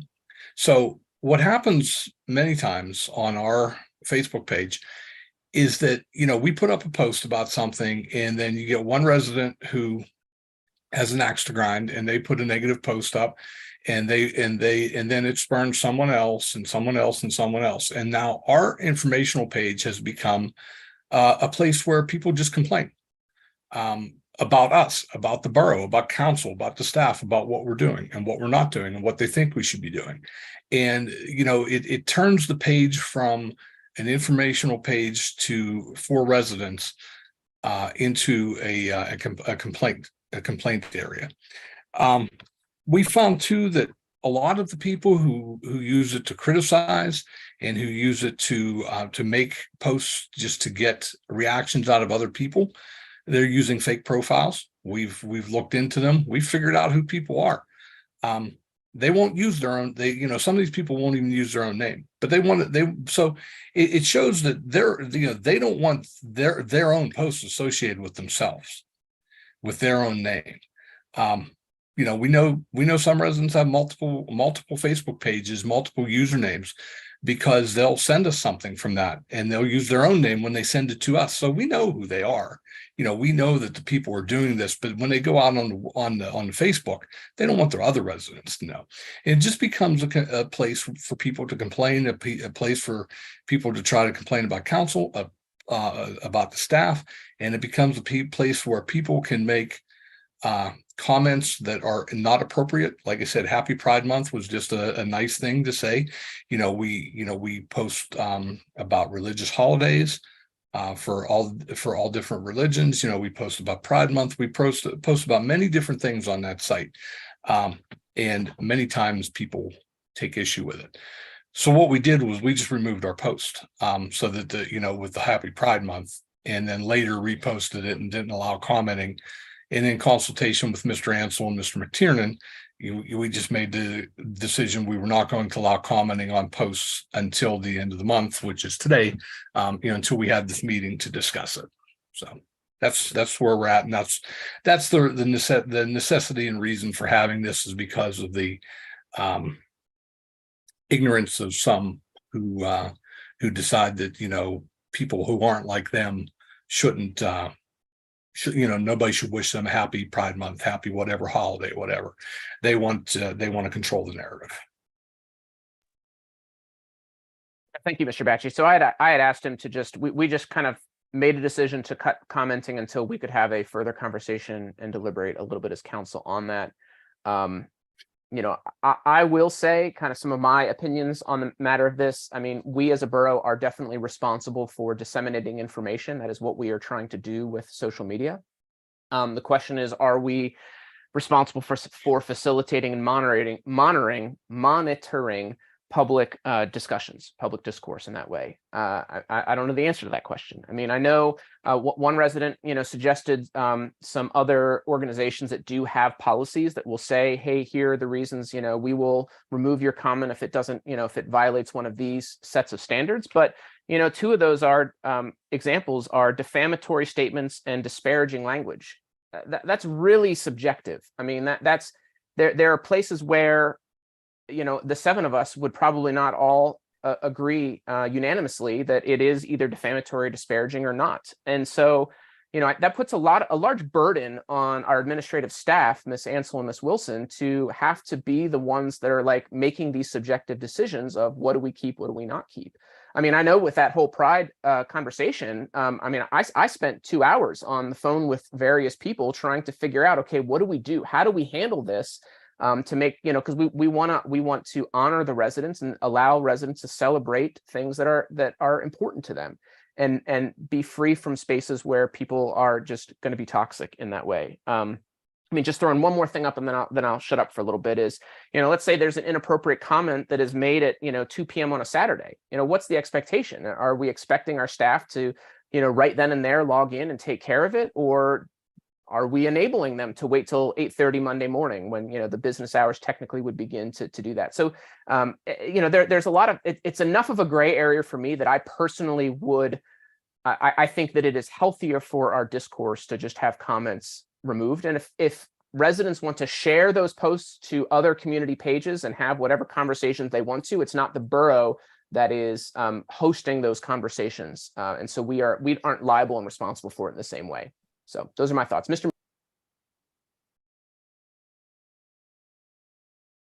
I just wanted to comment on a good point you made, Mr. Ansel, and apropos of what you just said, the borough, because it's a governmental organization, is covered by the First Amendment, which prohibits viewpoint discrimination. So our ability to monitor offensive comments is really even more restrictive than a private organization. So it's other than something that's outright defamation, outright slander, or something that's specifically 4-letter words or something, the borough would have very little ability to remove comments.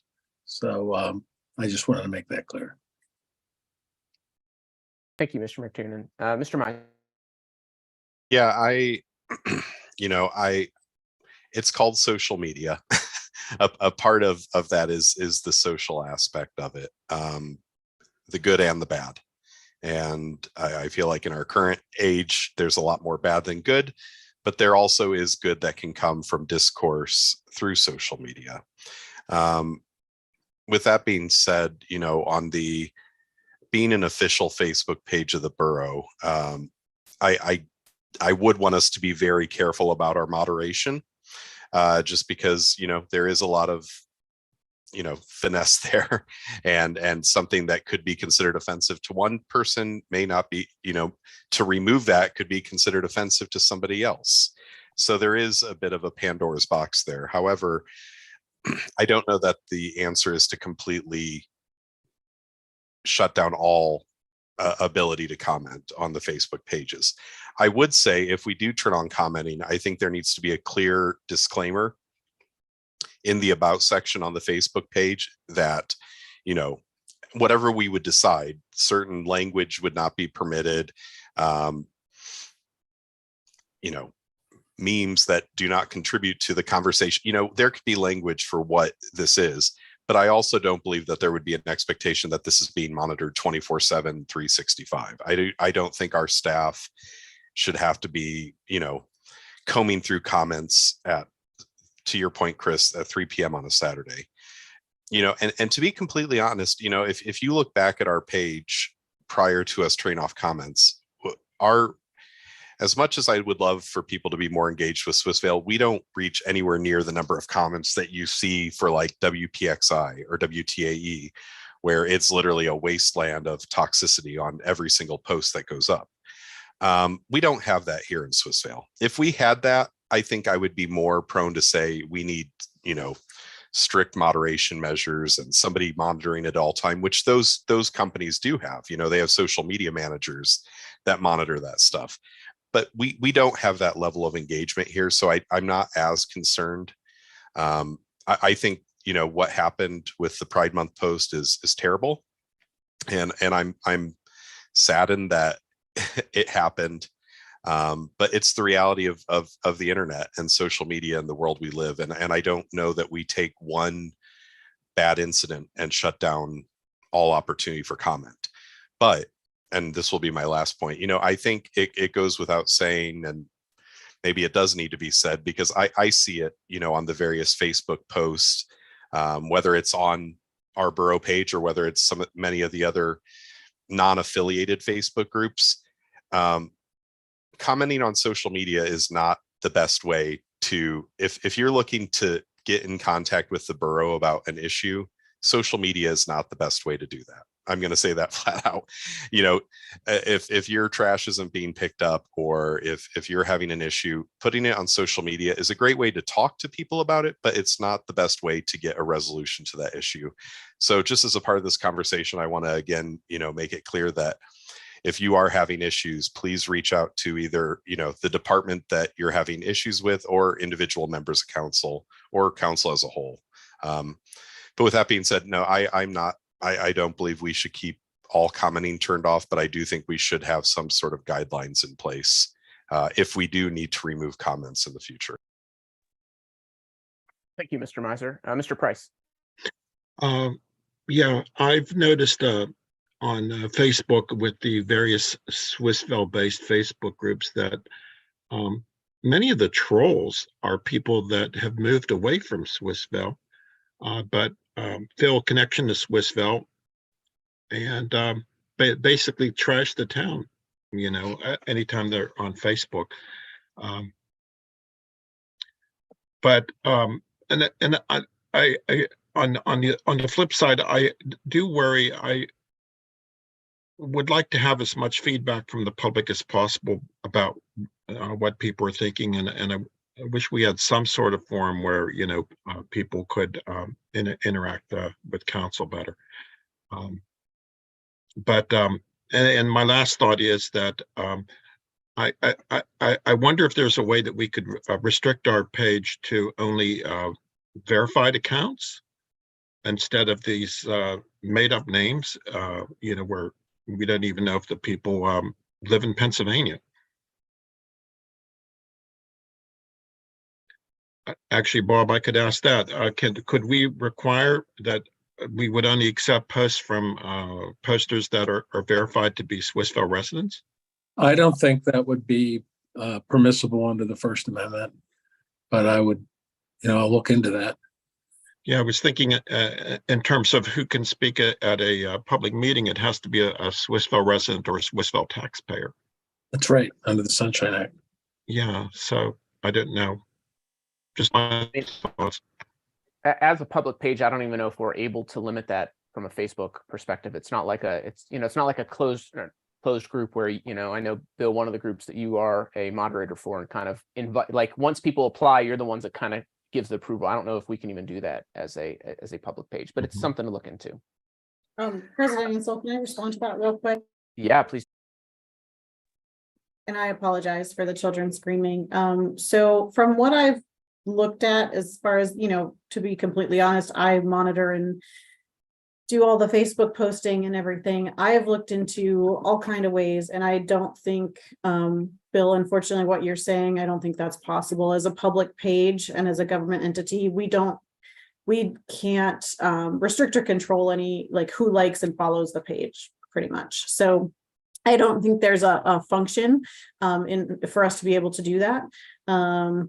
And I just to give you guys some more things to think about. As far as commenting goes, we do have a profanity filter on our Facebook posts so that any profanity or certain words that might be used in a comment are automatically hidden from our page. But beyond that, we don't do any kind of removal of comments or anything like that, based on, what we've talked about with Mr. McTiernan in the past.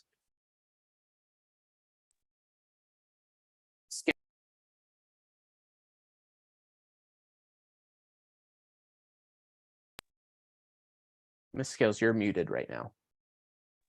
Oh, my apologies. And I apologize if you hear a crying baby in the background. I agree with you, Chris. I'm a bit concerned in terms of our capabilities to truly monitor those comments and determine what's disparaging or not. We don't have an actual IT department that facilitates and monitors all this stuff. We have Sarah, which, she's using her skill set, but not such a skill set as an IT professional. And as someone who's been a recipient of some of the disparaging comments that are on social media, some of those comments on our Borough page, they can get a bit toxic.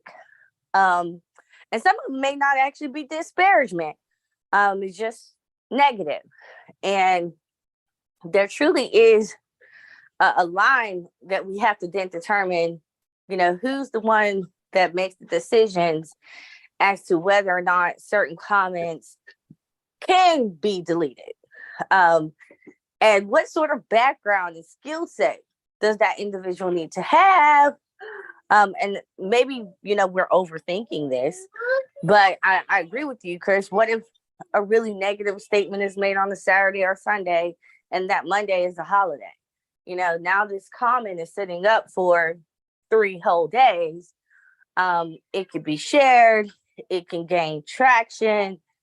There's a whole lot of things that can take place from that comment living and breathing on our actual municipality social media page. And so I still, however, agree with Josh and Bill that I still wish that there was some method that the public can interact by way of commenting. Because, we've had a good amount of residents tell us they're disappointed with the fact that there's no ability to actually have conversations with other residents anymore online during our meetings. And then we turn around and turn off the commenting feature from the Borough website, the Borough Facebook page. Now there's no other tool. And I agree with Bill. I appreciate the feedback. The feedback sometimes is enlightening, it's helpful, but I also agree with Josh. Facebook is not the method to take if you ever want to report to an elected official or board representative a concern or problem, or even if it's something that you're happy about, it's not the best method to communicate with us. It's actually to call us or go through our website. I'm just wondering if there's a tool that if we post something on social media that we can say, if you want to comment, press this button or so. And that button essentially will actually lead them to the website for them to submit a comment that comes to us. And the comment, it won't just go to the admin, but the comment will make it to the admin and all of the elected officials and Greg as well at the same time. And so that way our residents are still able to comment on it. We're still able to give that feedback, but it won't be publicly out there on the social media page just because of the concern of whether or not something's on there that's actually, disparaging. And it's really sad that someone took, the celebration of freedom for Pride, to put disparaging statements and negative statements about the celebration of Pride on our actual municipality page. So thank you so much for taking action and taking that down, because it could have been taking something very much positive and liberating and spun it into something negative and had an impact on the overall outcome of the actual celebration. So we do have to think about something. We want to make sure that speech is not violated, but we also have to be, we have to basically be honest with ourselves in terms of what our resources and our capabilities are. We do not have an actual IT team. And the level of time and dedication that will be needed to make sure things are just, certain comments are not there. And that's it. That's all I had to say. Those kind of skills, they're helpful. Mr. Miser, do you want to keep our conversation going? Yeah. To directly quote what Ms. Scales said, and I mean no disrespect, but I do think we are overthinking it a little bit. To restrict all commenting on a Facebook page essentially turns it into simply a news feed. A news feed which a resident could get just by going to our website. Social media in its very nature is intended to be an interactive medium. I don't think we need to be overly policing it. I think if a comment is made and it's a terrible comment, that comment is not reflective of the opinions or the views of the Borough of Swissvale. It is of that person who chose to comment. Again, I think we can have a simple disclaimer on the Facebook page that makes that clear. Comments are moderated from time to time. Certain language will be removed, and all comments expressed on this page are not representative of the opinions, of Swissvale or its elected officials, however we would want to phrase it. I certainly don't want Sarah or any of the other administrative staff feeling like there is a burden on them to moderate it, because I don't think that should be a priority. In the situation like what we saw this month, something comes up, we get alerted to it, we address it, and we move on. I think that's just the way I look at it. I'll admit I kind of broke our rules, and I was perusing various other borough Facebook pages during this discussion, and I couldn't find a single one that didn't allow commenting. So I don't think it's a good direction for us to continue to do. I fully support what we did this month to put a pause on it until we could have this discussion tonight, but I really think we need to restore that tool for our residents. Thank you, Mr. Miser. So it sounds like what I'm hearing, Mr. Miser, it sounds like you're definitely in favor of restoring comments. Mr. Price, it sounds like you are in favor of that as well. Ms. Scales, you kind of highlighted both sides, but it seems like there was some willingness to make sure that feedback, that there is some kind of feedback loop in that regard. Mr. Bling and Mr. Quinn, how do the two of you feel? I was going to say, and I actually shared that post Sarah had put up for Pride Month, because I'm Pride as a mother of a queer son, Black queer son, and I'm proud of him for who he is. And then to see a few days later or a couple hours later that it was taken down due to that was very alarming and disturbing to me, to whomever put it up. Because one person's distaste for something is going to be a distaste for something else. And that's going to continue on until we put a stop to it. There's trolls all the time. And how can we continue to allow that to happen if we have a borough to represent people of all freedoms?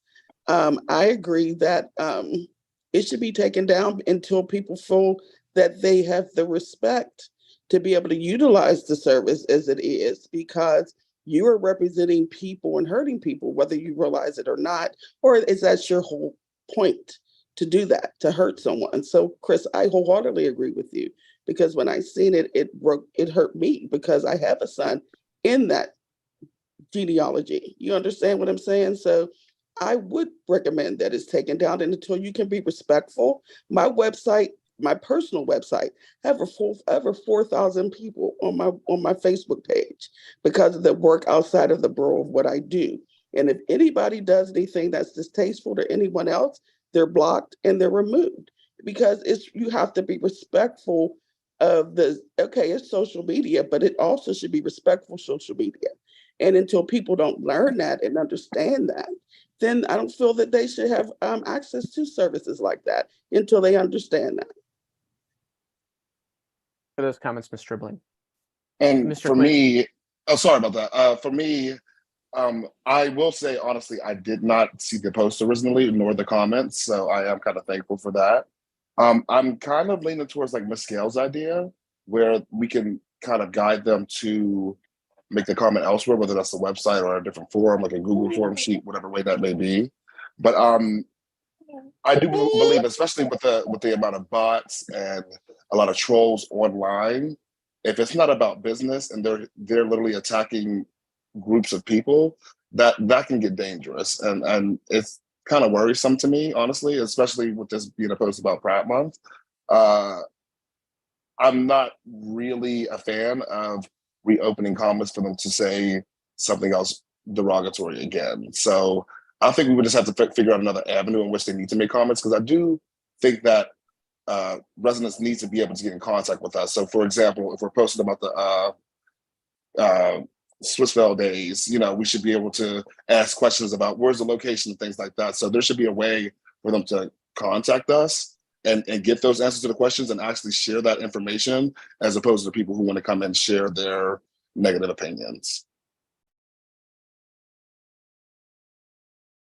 For those comments, I mean, I think, and I hear a lot, Mr. Miser in particular, what you said, and Ms. Scales and Mr. Price as well, in terms of, I mean, we did clamp down on comments for our videos. Ms. Ansel, why don't you go ahead and speak before I go down my rabbit trail. Hi, thanks. So I just wanted to respond to some of the comments that you all just made, and thank you for having this discussion, because this is something that is very important to my day-to-day work. And so I do appreciate hearing all of your thoughts. I did want to comment that we do have multiple sources and ways that residents can get in touch with both the borough and council members. And I think, as many of you have said, Facebook is not the best way for residents to reach out to us. I do respond to residents over Messenger.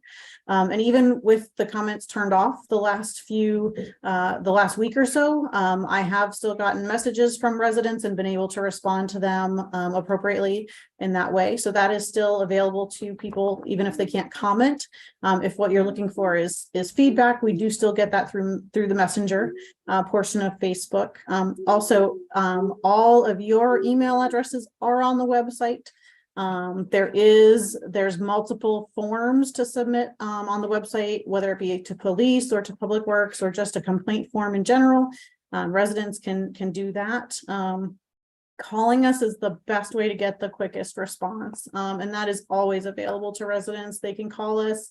If it's after hours, we'll respond pretty much first thing in the morning next day. But those are all options available. So email, phone, Messenger, any of those. So I just want to say, I don't have a strong opinion one way or the other how this goes. But there are very many options as far as residents communicating with us. Josh, you brought up communicating with each other. I think that's something a little bit different, but as far as communicating with us, they have very many options as far as that's concerned. And that was what I was going to, oh, go ahead, go ahead, Josh. No, I was just gonna, just to comment on Ms. Stribling and Mr. Quinn's comments, I agree that if someone were to come on and I've done this, if someone were to come on my personal Facebook page and make a comment that I deem to be inappropriate by my own frame of morality, my own frame of ethics, my own frame of my views on the world, I delete it. I will block people from my page. I will say, I don't want that type of discussion here. It gets a little more tricky with a public entity as a municipality as to what we can say is a blockable offense versus something that we just say, hey, don't say that again. It just gets really murky when we start to moderate that. And so unless we have those things strictly outlined and we adhere to that on a somewhat regular basis, again, like I said, I don't want, nor would I expect Sarah to be checking this every single day, but on a weekly basis, just combing through comments and seeing if anything meets this criteria of having certain words that we deem as offensive or whatnot and removing those, but otherwise just letting people have their discussions. Again, it's not representing the borough, but it is respecting the fact that we have people in this community that have many different frames of reference, different frames of morality, different frames of belief. And, even though we may not want to see those things on our private pages, we need to be really careful about policing that in a public sphere. And that's all I'll say. Those are helpful comments and suggestions. I mean, what I did here that was having space for that discourse. And I mean, I think in particular, I think it was Ms. Scales who said how, we clamp down on comments during meetings, and this is just kind of a further. And so I understand why residents want to have that returned, have some outlet on that. And unfortunately, as you said, Mr. Miser, just this is the world we live in. That a lot of social media, there's more bad than there is good, and there's a lot in this that we need to process. So what would you all? So here's, I think, two kind of parallel tracks we need to consider. The first is, what do we do with comments? And I'm open to, I mean, it seemed that the Pride post, unfortunately, was a lightning rod for some of that. That post has been made. We could turn commenting back on from the posts and I don't know, maybe as Ms. Stribling said, like if people can't respect that and start to make inappropriate comments again, we'll just shut it down temporarily until we can figure that out. But maybe for the time being, opening those comments up again. And then, but I do think what we need to have is we need to have some type of explicit expectations of, Mr. Miser, you talked about that, putting that on our About Us page type thing. The resident who sent me, there's a list of like 12 items that I forget, it was like a PA State Parks program or something that they say, we will remove comments for these things. I think we need to have something so that when Ms. Ansel and Ms. Wilson are going through these things or see these things, it is more evident to them how they should react, and they don't have to feel the stress of like, oh, what is this or is this not? Just so that there's expectations of where that is. Does that seem like a reasonable step forward? Can I volunteer to write something up as at least like a first draft of kind of a guidelines and send it out to all of council, and also Mr. McTiernan to you, just to make sure I don't say anything there that, violates anything or that would push boundaries, First Amendment side of things. But I'd be more than willing to write something up and send that out to everybody to just look over and give their feedback before next week. If that's, I'm more than happy to do that. I think that sounds great. And I don't think this requires a motion. So we can kind of make a loose decision now, and we don't need to talk about it next week, because this is just kind of, this isn't something we need to pass a resolution or ordinance over. But yes, I think that would be good if you're willing to do that. Thank you. Ms. Ansel.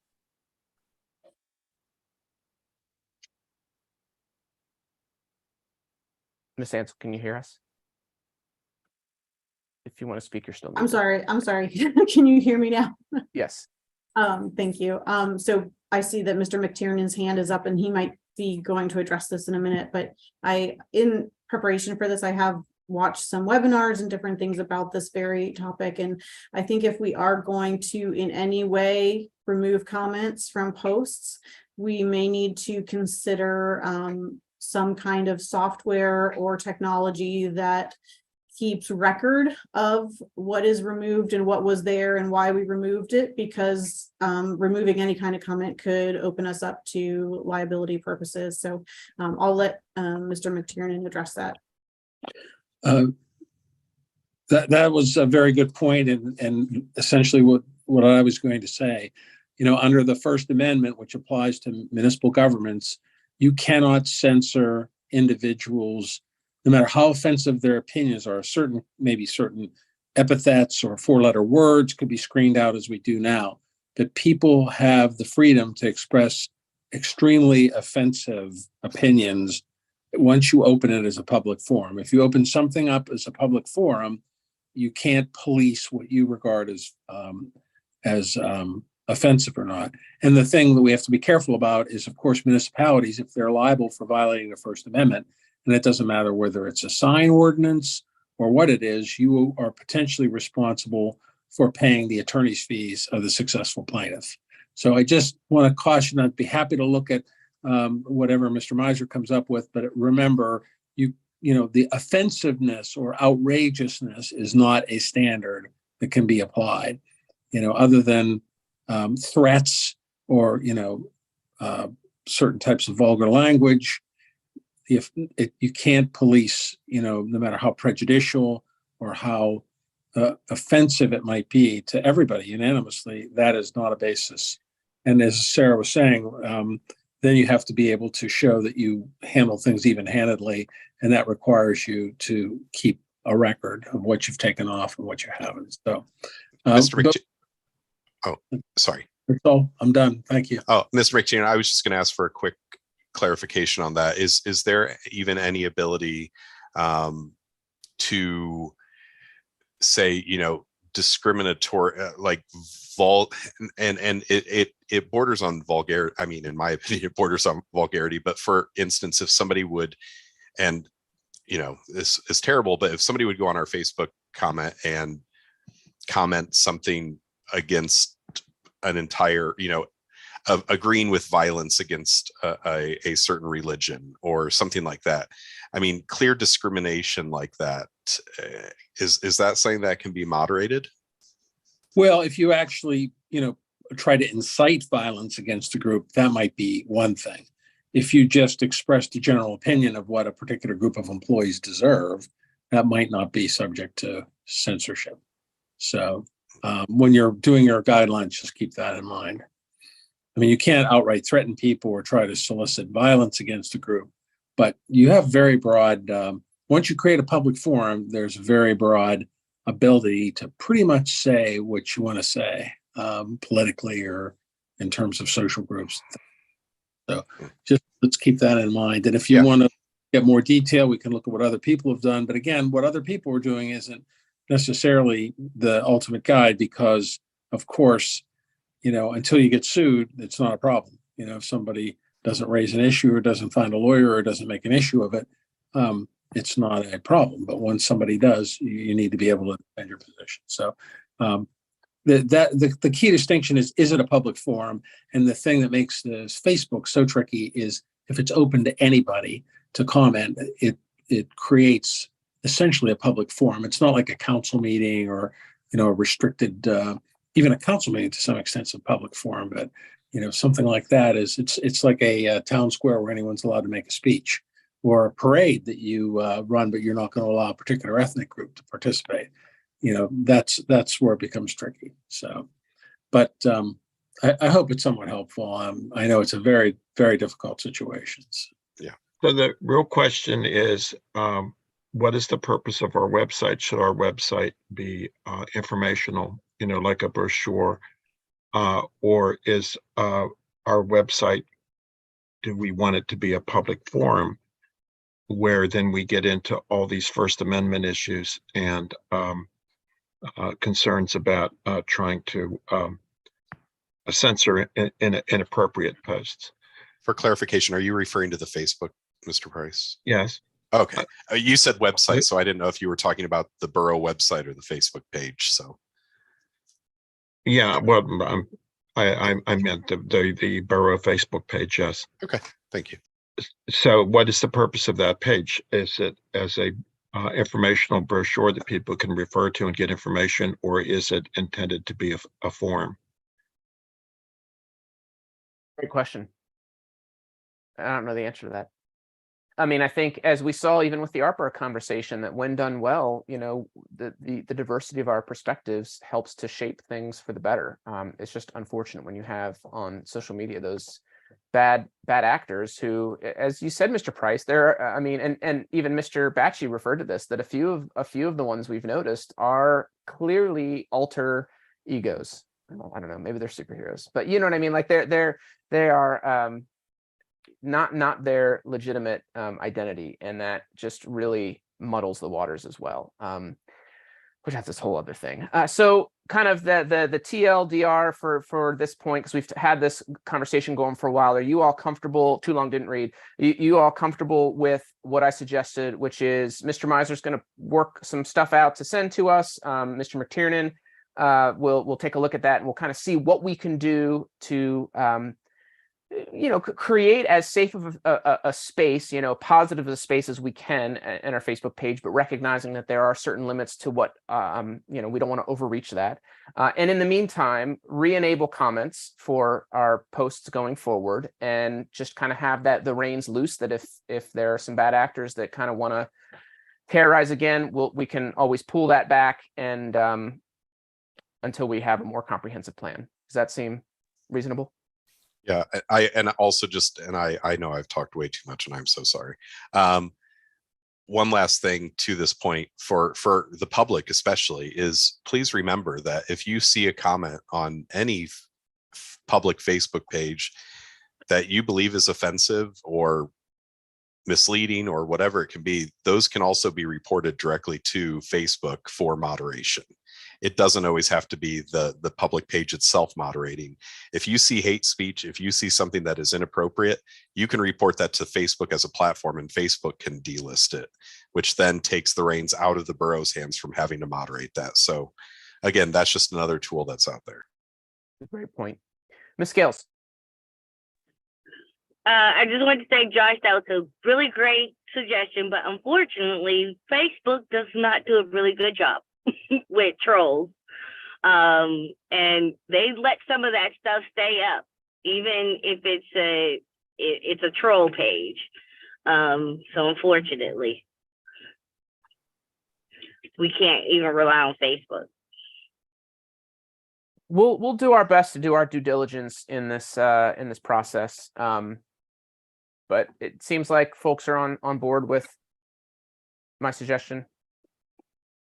Okay, great. Well, thanks for bearing with that conversation. We don't need to bring anything up next week specifically, but Mr. Miser, if you can put that those suggestions together.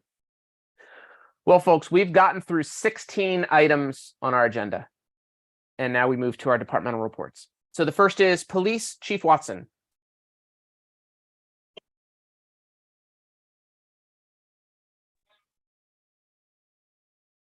Sorry about that. I was having difficulty getting my device on. Just a couple things. One, over the past month, we did some pedestrian enforcement in both the South Braddock corridor and the Monongahela corridor, both with vehicles that weren't stopping for pedestrians, and for pedestrians that weren't crossing when they were supposed to, with the signals that advised the pedestrian when to cross. There were warnings given out for this. This was not an enforcement, but rather an educational detail that we do at least once a year or twice a year, depending on the grant money we get from the state. So it's something we've been working on and we'll continue to do. The other thing is, on July 8th, there's an event coming up. It'll be a touch a truck and a bicycle rodeo, and the Splitsville police are going to be involved in that.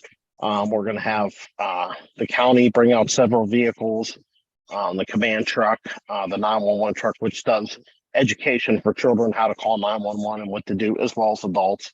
some other vehicles from possibly the county SWAT and Swissvale officers will be there, and the 2 bike officers will be running the bike rodeo with the kids.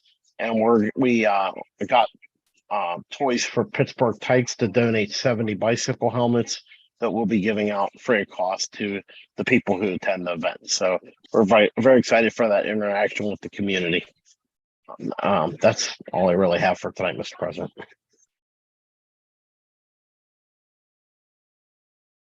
Thank you, Chief Watson. Any comments or questions for him? I would just like to thank Chief Watson for donating all the toys that were donated to Juneteenth celebration. Yes. Yes, Thank you, I Chief, did. for all the support from the Swissvale Police Department.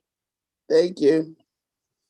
And then Absolutely. also, Chief, Thank you. our captain meeting that we had this week. Oh, yes, ma'am. We had a block captain meeting for the people interested in getting we're calling it the Swissvale Community Engagement groups together for their streets and their neighborhoods. We're trying to get more community involvement, get good communication going with the captains of those groups, and provide any assistance with training like Stop the Bleed with in conjunction with the fire department, or first aid training in conjunction with the fire department, or assisting them with setting up surveillance cameras around their home, or anything else we can work with them, and also giving them an avenue to communicate with the borough about any problems they have, and we can help them with. So Thank you, Chief, for being in support of and in lead of the community engagement effort made by the Swissvale Police. And we just also want to shine a spotlight on our police committee liaison, Ms. Charlene. She has been very much active, very much supportive, and giving the feedback that we've been asking for and in need of from residents within the community. So thank you so much again, Chief, for all of the work that you are doing and for putting up with me. Thank you very much. I appreciate all the comments, and the police appreciate it very much. So we're happy to be part of those events, and we enjoy the community engagement. So thank you. Thanks, Chief. Let's move on to our code and fire report. Chief Wilhelm. We've just been very, very busy. This is our busy season between street sweeping and high weeds and grass, which President. We've had to deal with a lot of issues there, just a lot of code enforcement issues. Also, I want to let council know that one of our full-time engineers that we appointed in December had submitted his resignation. His last day was this past week, I believe. He's moving on to Baldwin EMS because of pay.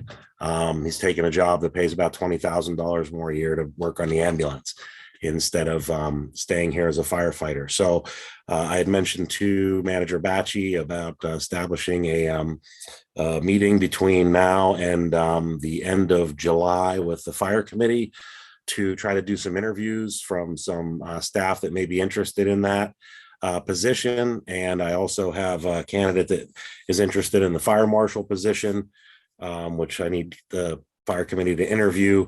So basically we're down 2 full-timers right now, which is, it's difficult. So we've been trying to do the best we can. I hope that everybody's satisfied.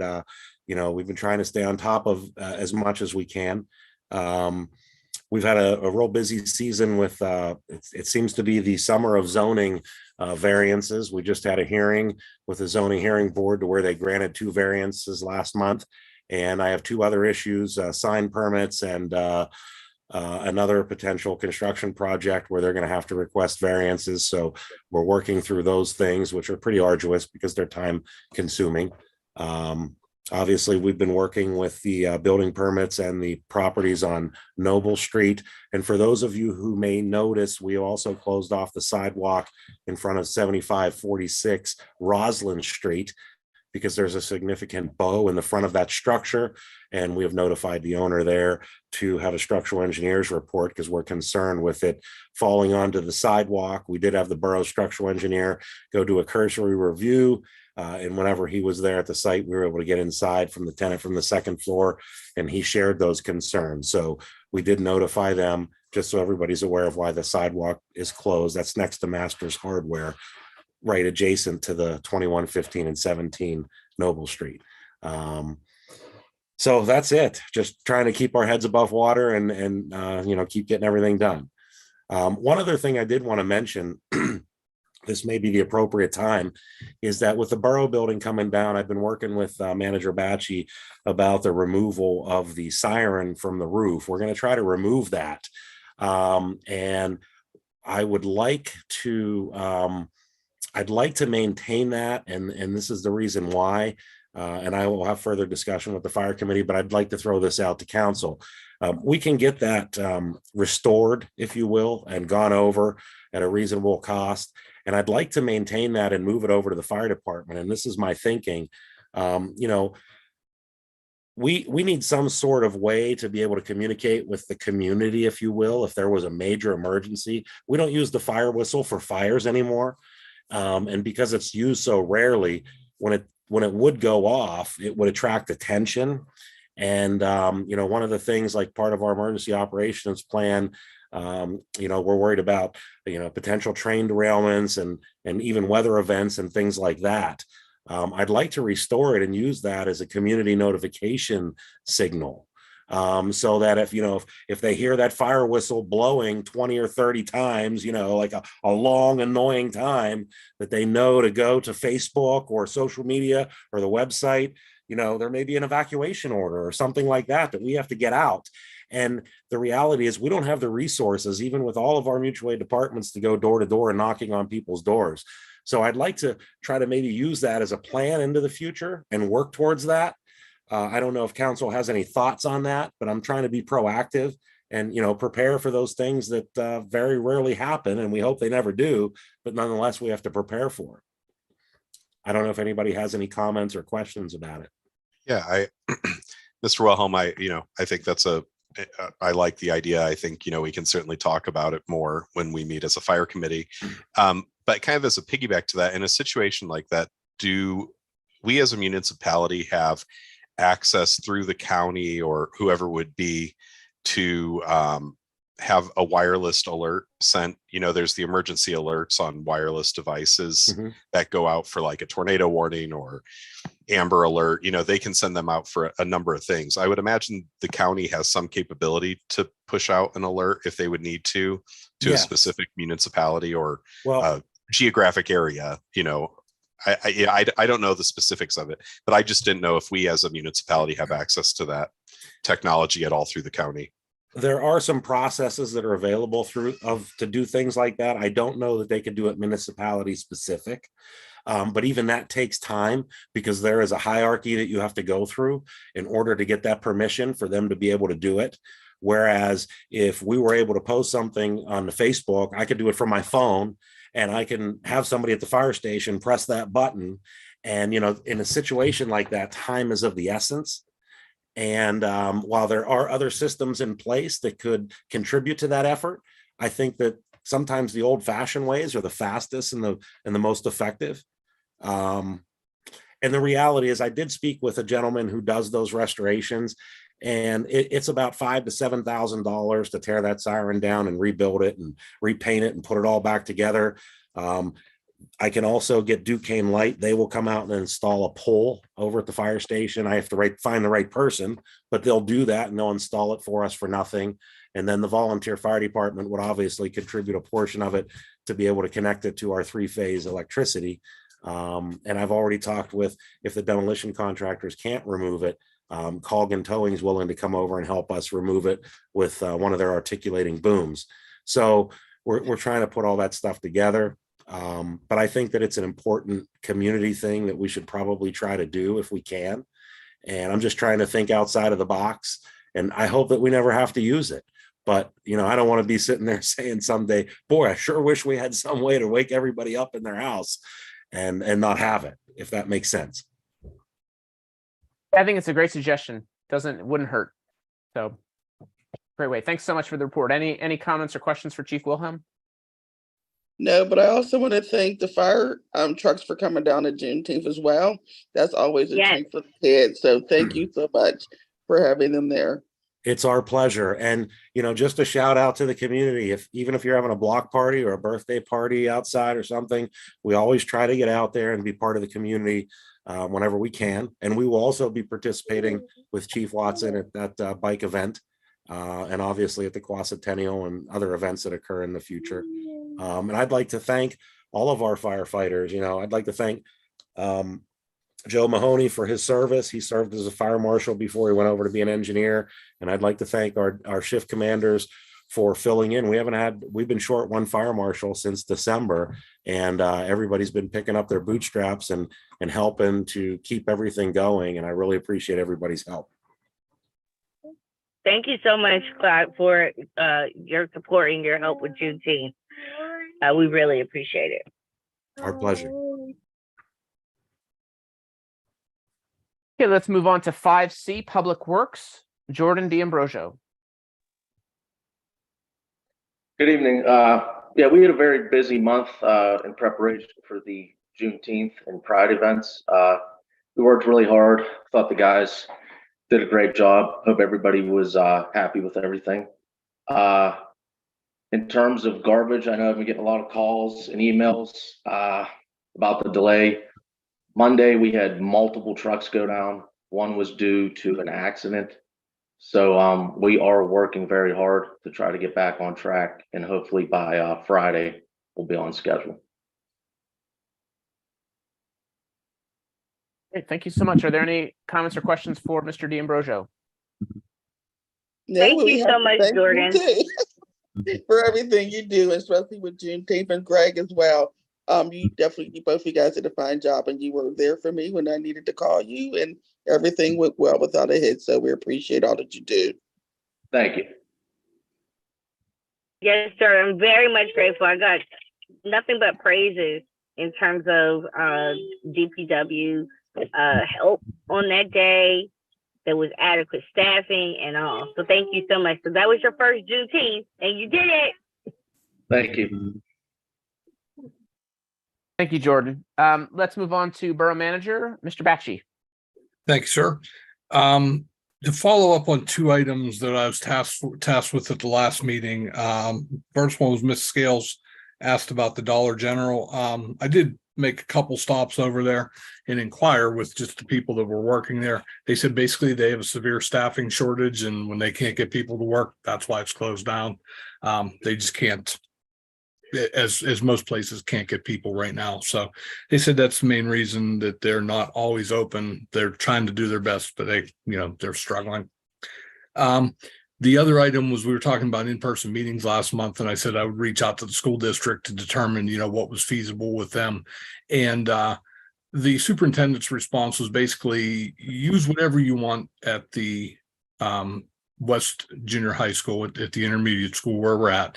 If we want to use the auditorium, just give him some notice so he can clean it, have it cleaned, and make it useful. If we want to use a classroom, use a classroom. And also if we wish to use Dixon School, he said that's available too. Just coordinate the schedule with him, and we could do that. So the only downside of using Dixon is the technology. We would have to pick it up and take it with us every time we're there.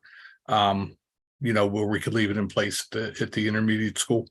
But, Dr. Castagna is very willing to work with us on whatever we would like to do to hold our meetings, whether it's at Dixon or at the intermediate school.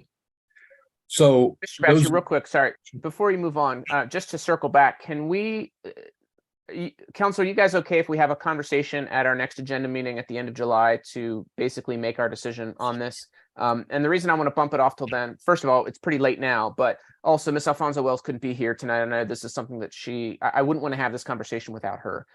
So is that okay? Put that on the agenda, and at our beginning of August meeting, we can decide which direction we want to go. Sound good? Sounds good. Okay, thank you. Mr. Batchett, continue. Sorry for the interruption. Mr. Ansel had mentioned earlier about the EV chargers for Aurelius Avenue and when we were talking about the master services agreement, those are ordered. I need to get Sarah to do the purchase order, but the company did not require it. So they are ordered and they're ready. You know, they should be in a few weeks, and then we'll work with Duquesne Light on the installation of those. In talking to Mr. Anglero from Green Edge, he said that, you know, their electrician will do the actual install, the Green Edge's electrician, and then Duquesne Light will do their work, and we'll run the conduit. I'm sorry, Duquesne Light will run the conduit to the chargers, and then we'll run the wires to the conduit, and Duquesne Light will do the final hookup. So those, you know, I don't want to make any promises when this could be done, but hopefully in the next 2 months or so, those might be available for use for the community. Miss Mary Miller had asked about the light at the corner of the traffic signal at the corner of Washington and Monongahela. That was something I had talked about with some council members 5 years ago, about that light, about possibly removing it and just making that, you know, maybe having a traffic study done to look at if that could just be a three-way stop sign at that intersection. And we all agreed to not do anything until the Kenmar Bridge was completed. So now the Kenmar Bridge is complete. Now the Washington Street Bridge is out. So I think what I'll do is I'll reach out to Gibson Thomas Associates. They're the traffic engineer that we typically use for any kind of projects, and ask them, you know, what their recommendation is now, because the problem is we can't do a traffic study right now because the traffic patterns aren't what they normally are to determine, you know, to take them out. But maybe, as Ms. Miller said, we could put it on a permanent flash, or maybe we could just put bags over the street lights for now and make it a three-way stop sign. I'd be reluctant to make it a non-stop on Monongahela because it's a nice long straightaway that would become a speedway. So I would say a three-way stop might be the thing to do. But I'll talk to Mark Swecko at Gibson Thomas and see what they typically do in situations like this where 95% of the traffic on a road's temporarily eliminated. And maybe after the new bridge is in and functioning, maybe that's the time we do a permanent study to see what the permanent result is there. As far as the Frick Park development goes that she had brought up, her and Miss Wasidlo, I mean, I'd be glad to look at the frickparkfriends.com website, and, you know, if council wants to take a position on this as to whether council is opposed to it, in favor of it, or, you know, and, you know, write the appropriate letter or sign petition, whatever that you would like me to do. And the last thing I have is, Mr. Wagner brought up about Mansion Place. And we had talked about using $250,000 of the ARPA funds for road paving. This could fall under that, you know, and Mr. Ziskow gave us a very detailed cost estimate, you know, of $172,000, I believe. The problem is we can't, you know, we have limited funds for paving. We're way behind paving. You know, we got a nice grant from Senator Costa this year that's going to take care of a lot of the area in the business district and some other issues along the Woodstock corridor with handicap ramps and such that'll really help us. But if we use another $250,000 toward paving, maybe we can take $40,000 or $50,000 and do some concrete repairs on Mansion Place. One of the things, when Mr. Ziskow's staff looked at it, they looked at doing the entire like curb to curb where there were large cracks. Maybe we can pare this down and just do, cut out the cracks and, pin new concrete into the existing to eliminate the tripping hazards and holes in that. I think that's right now, would probably be the best avenue to do. And the last thing I have, I'd like to defer to Ms. Ansel and or Mayor Swartzwelder, because we do have quite a lot of events coming up in July with the Quasquicentennial celebration. And I would like them to go over, what the events are. And I know the mayor doesn't typically have a report tonight, but if she would like to jump on the end of mine here with Ms. Ansel, please feel free to do so, because I really want to get these publicized and get them out there. And that is all I have. Awesome. Well, yeah, Sarah, you go ahead, because I think you're more prepared than I am with dates and times and everything. But yeah, here we go. July comes and we have a month fully packed with events for all ages, and everyone who wants to be involved, get involved. So Sarah, go ahead, tell everyone what we're doing, because there's a lot. Yes. Thank you, Mayor Swartzwelder. So first I want to just give a shout out and thank Mayor Swartzwelder. She's the co-chair here of the Quasquay Centennial Committee. I want to thank Tracy Crombie Collins for her work, and also the rest of the Quasquay Centennial Committee. And for Shay, my coworker, who's been doing a great job supporting me in this process. So get excited, everybody, because July marks our 125th anniversary. You got to learn how to say Quasquay Centennial. We posted a nice little something on Facebook that you can learn how to say it. Biggest thing you need to do, you need to go pick up the newsletter. It is hot off the press. It will be in mailboxes probably Friday, maybe Saturday, but it has all the details. If you're not already on our newsletter list, you can get on it by calling the office, or you can email us, or go on the website and sign up to get the newsletter delivered right to your door. If you don't get it delivered to you, you can pick it up at the library. It's also at the fire station and the tax office already, so you can go to any of those places and pick it up. And we have it at the admin office as well. We're just not as centrally located, so it's a little harder for people to get up to. So, but lots of options to pick it up. This is chock full of all the information you could ever want to know about all the things going on in July. As Mayor Swartzwelder said, we have everything for all ages. As the department heads, Chief Watson and Chief Wilhelm already mentioned, we are having we're calling it Locomotion Commotion. It is a bicycle derby and a skate park and a touch-a-truck event, all happening next Saturday, July 8th. I want to reach out and thank all the departments, because they are sending trucks. If you ever wanted to see a fire truck, if you wanted to climb in a police car, if you want to see some of our DPW trucks, we're going to have things from every department. So thanks to all the department heads for their help with this, making it a success. And, Chief Watson for getting us some bicycle helmets that we're going to be handing out to the kids. And then the fire department always, brings things to hand out as well. So keep that in mind. Also want to thank Rotary, the library. The library is helping with the Touch a Truck event, and also the open mic night happening later in the month. And, the Swissvale area garden enthusiasts are doing their edible garden tour this month as well. We also have the Swissvale Mile. So just all kinds of things happening. Whatever you could possibly want to be involved in, there's something. We are still looking for sponsors. We've had some really great feedback, and we've gotten some wonderful event sponsors already. Want to thank Amore Mechanical Services. They are sponsoring our Locomotion Commotion coming up next Saturday. The Western PA School for the Deaf is sponsoring our parade, which will take place July 29th. Maureen States and Neighborhood Realty are sponsoring our Community Day Festival, also on the 29th. And the Triangle Bar and Grill is sponsoring Swissvale Mile on the 29th. And Needs Funeral Home is sponsoring, we're having a bocce tournament at the Community Day Festival.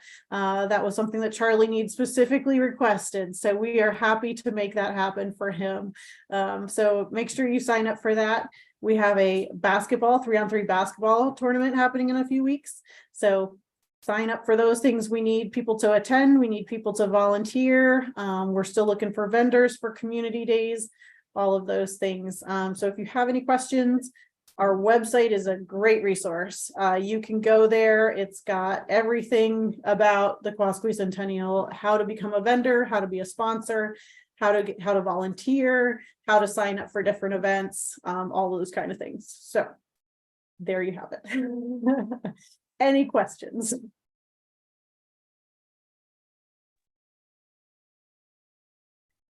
So much. I expect to see you all at every single event.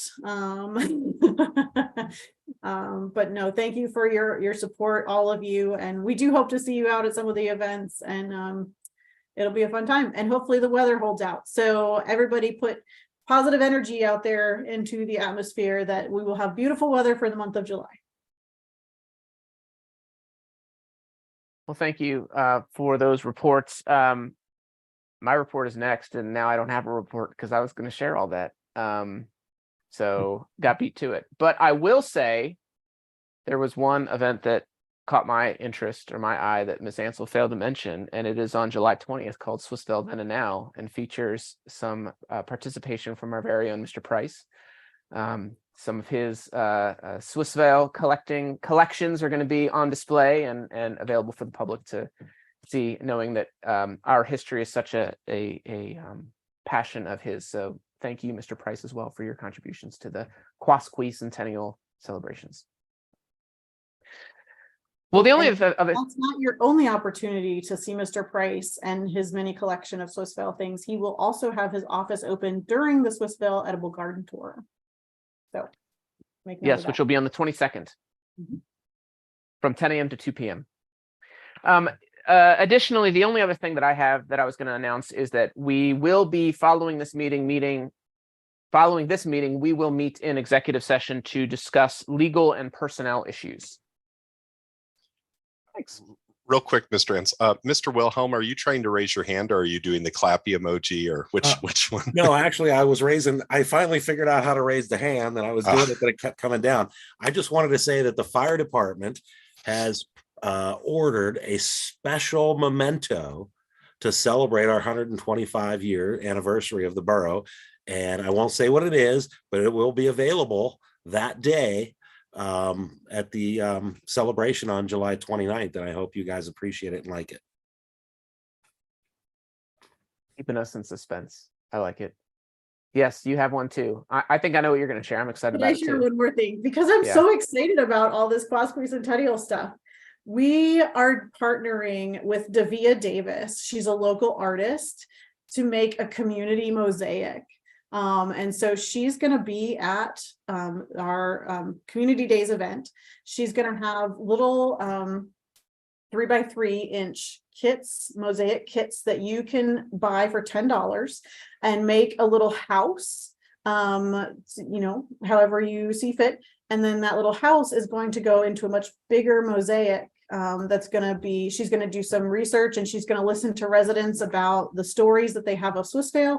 She's going to make a very big mosaic.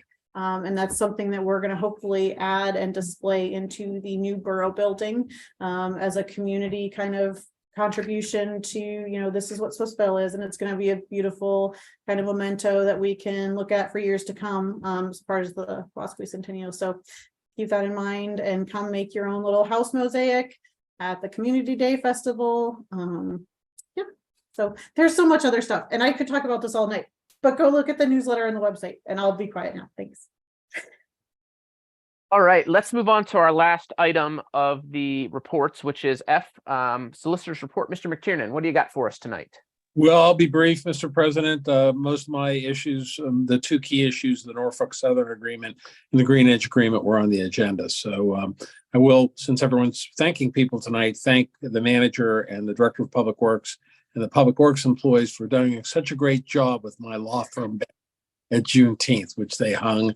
And, we're a sponsor, so we had a banner made, and they did a great job, and very proud to be part of the Juneteenth celebration and all the good things going on in the borough. So that's all I have this evening.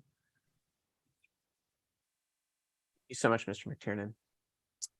All right, we're at the penultimate point of our agenda, which is other new business. Is there any new business we need to discuss that we have not yet discussed?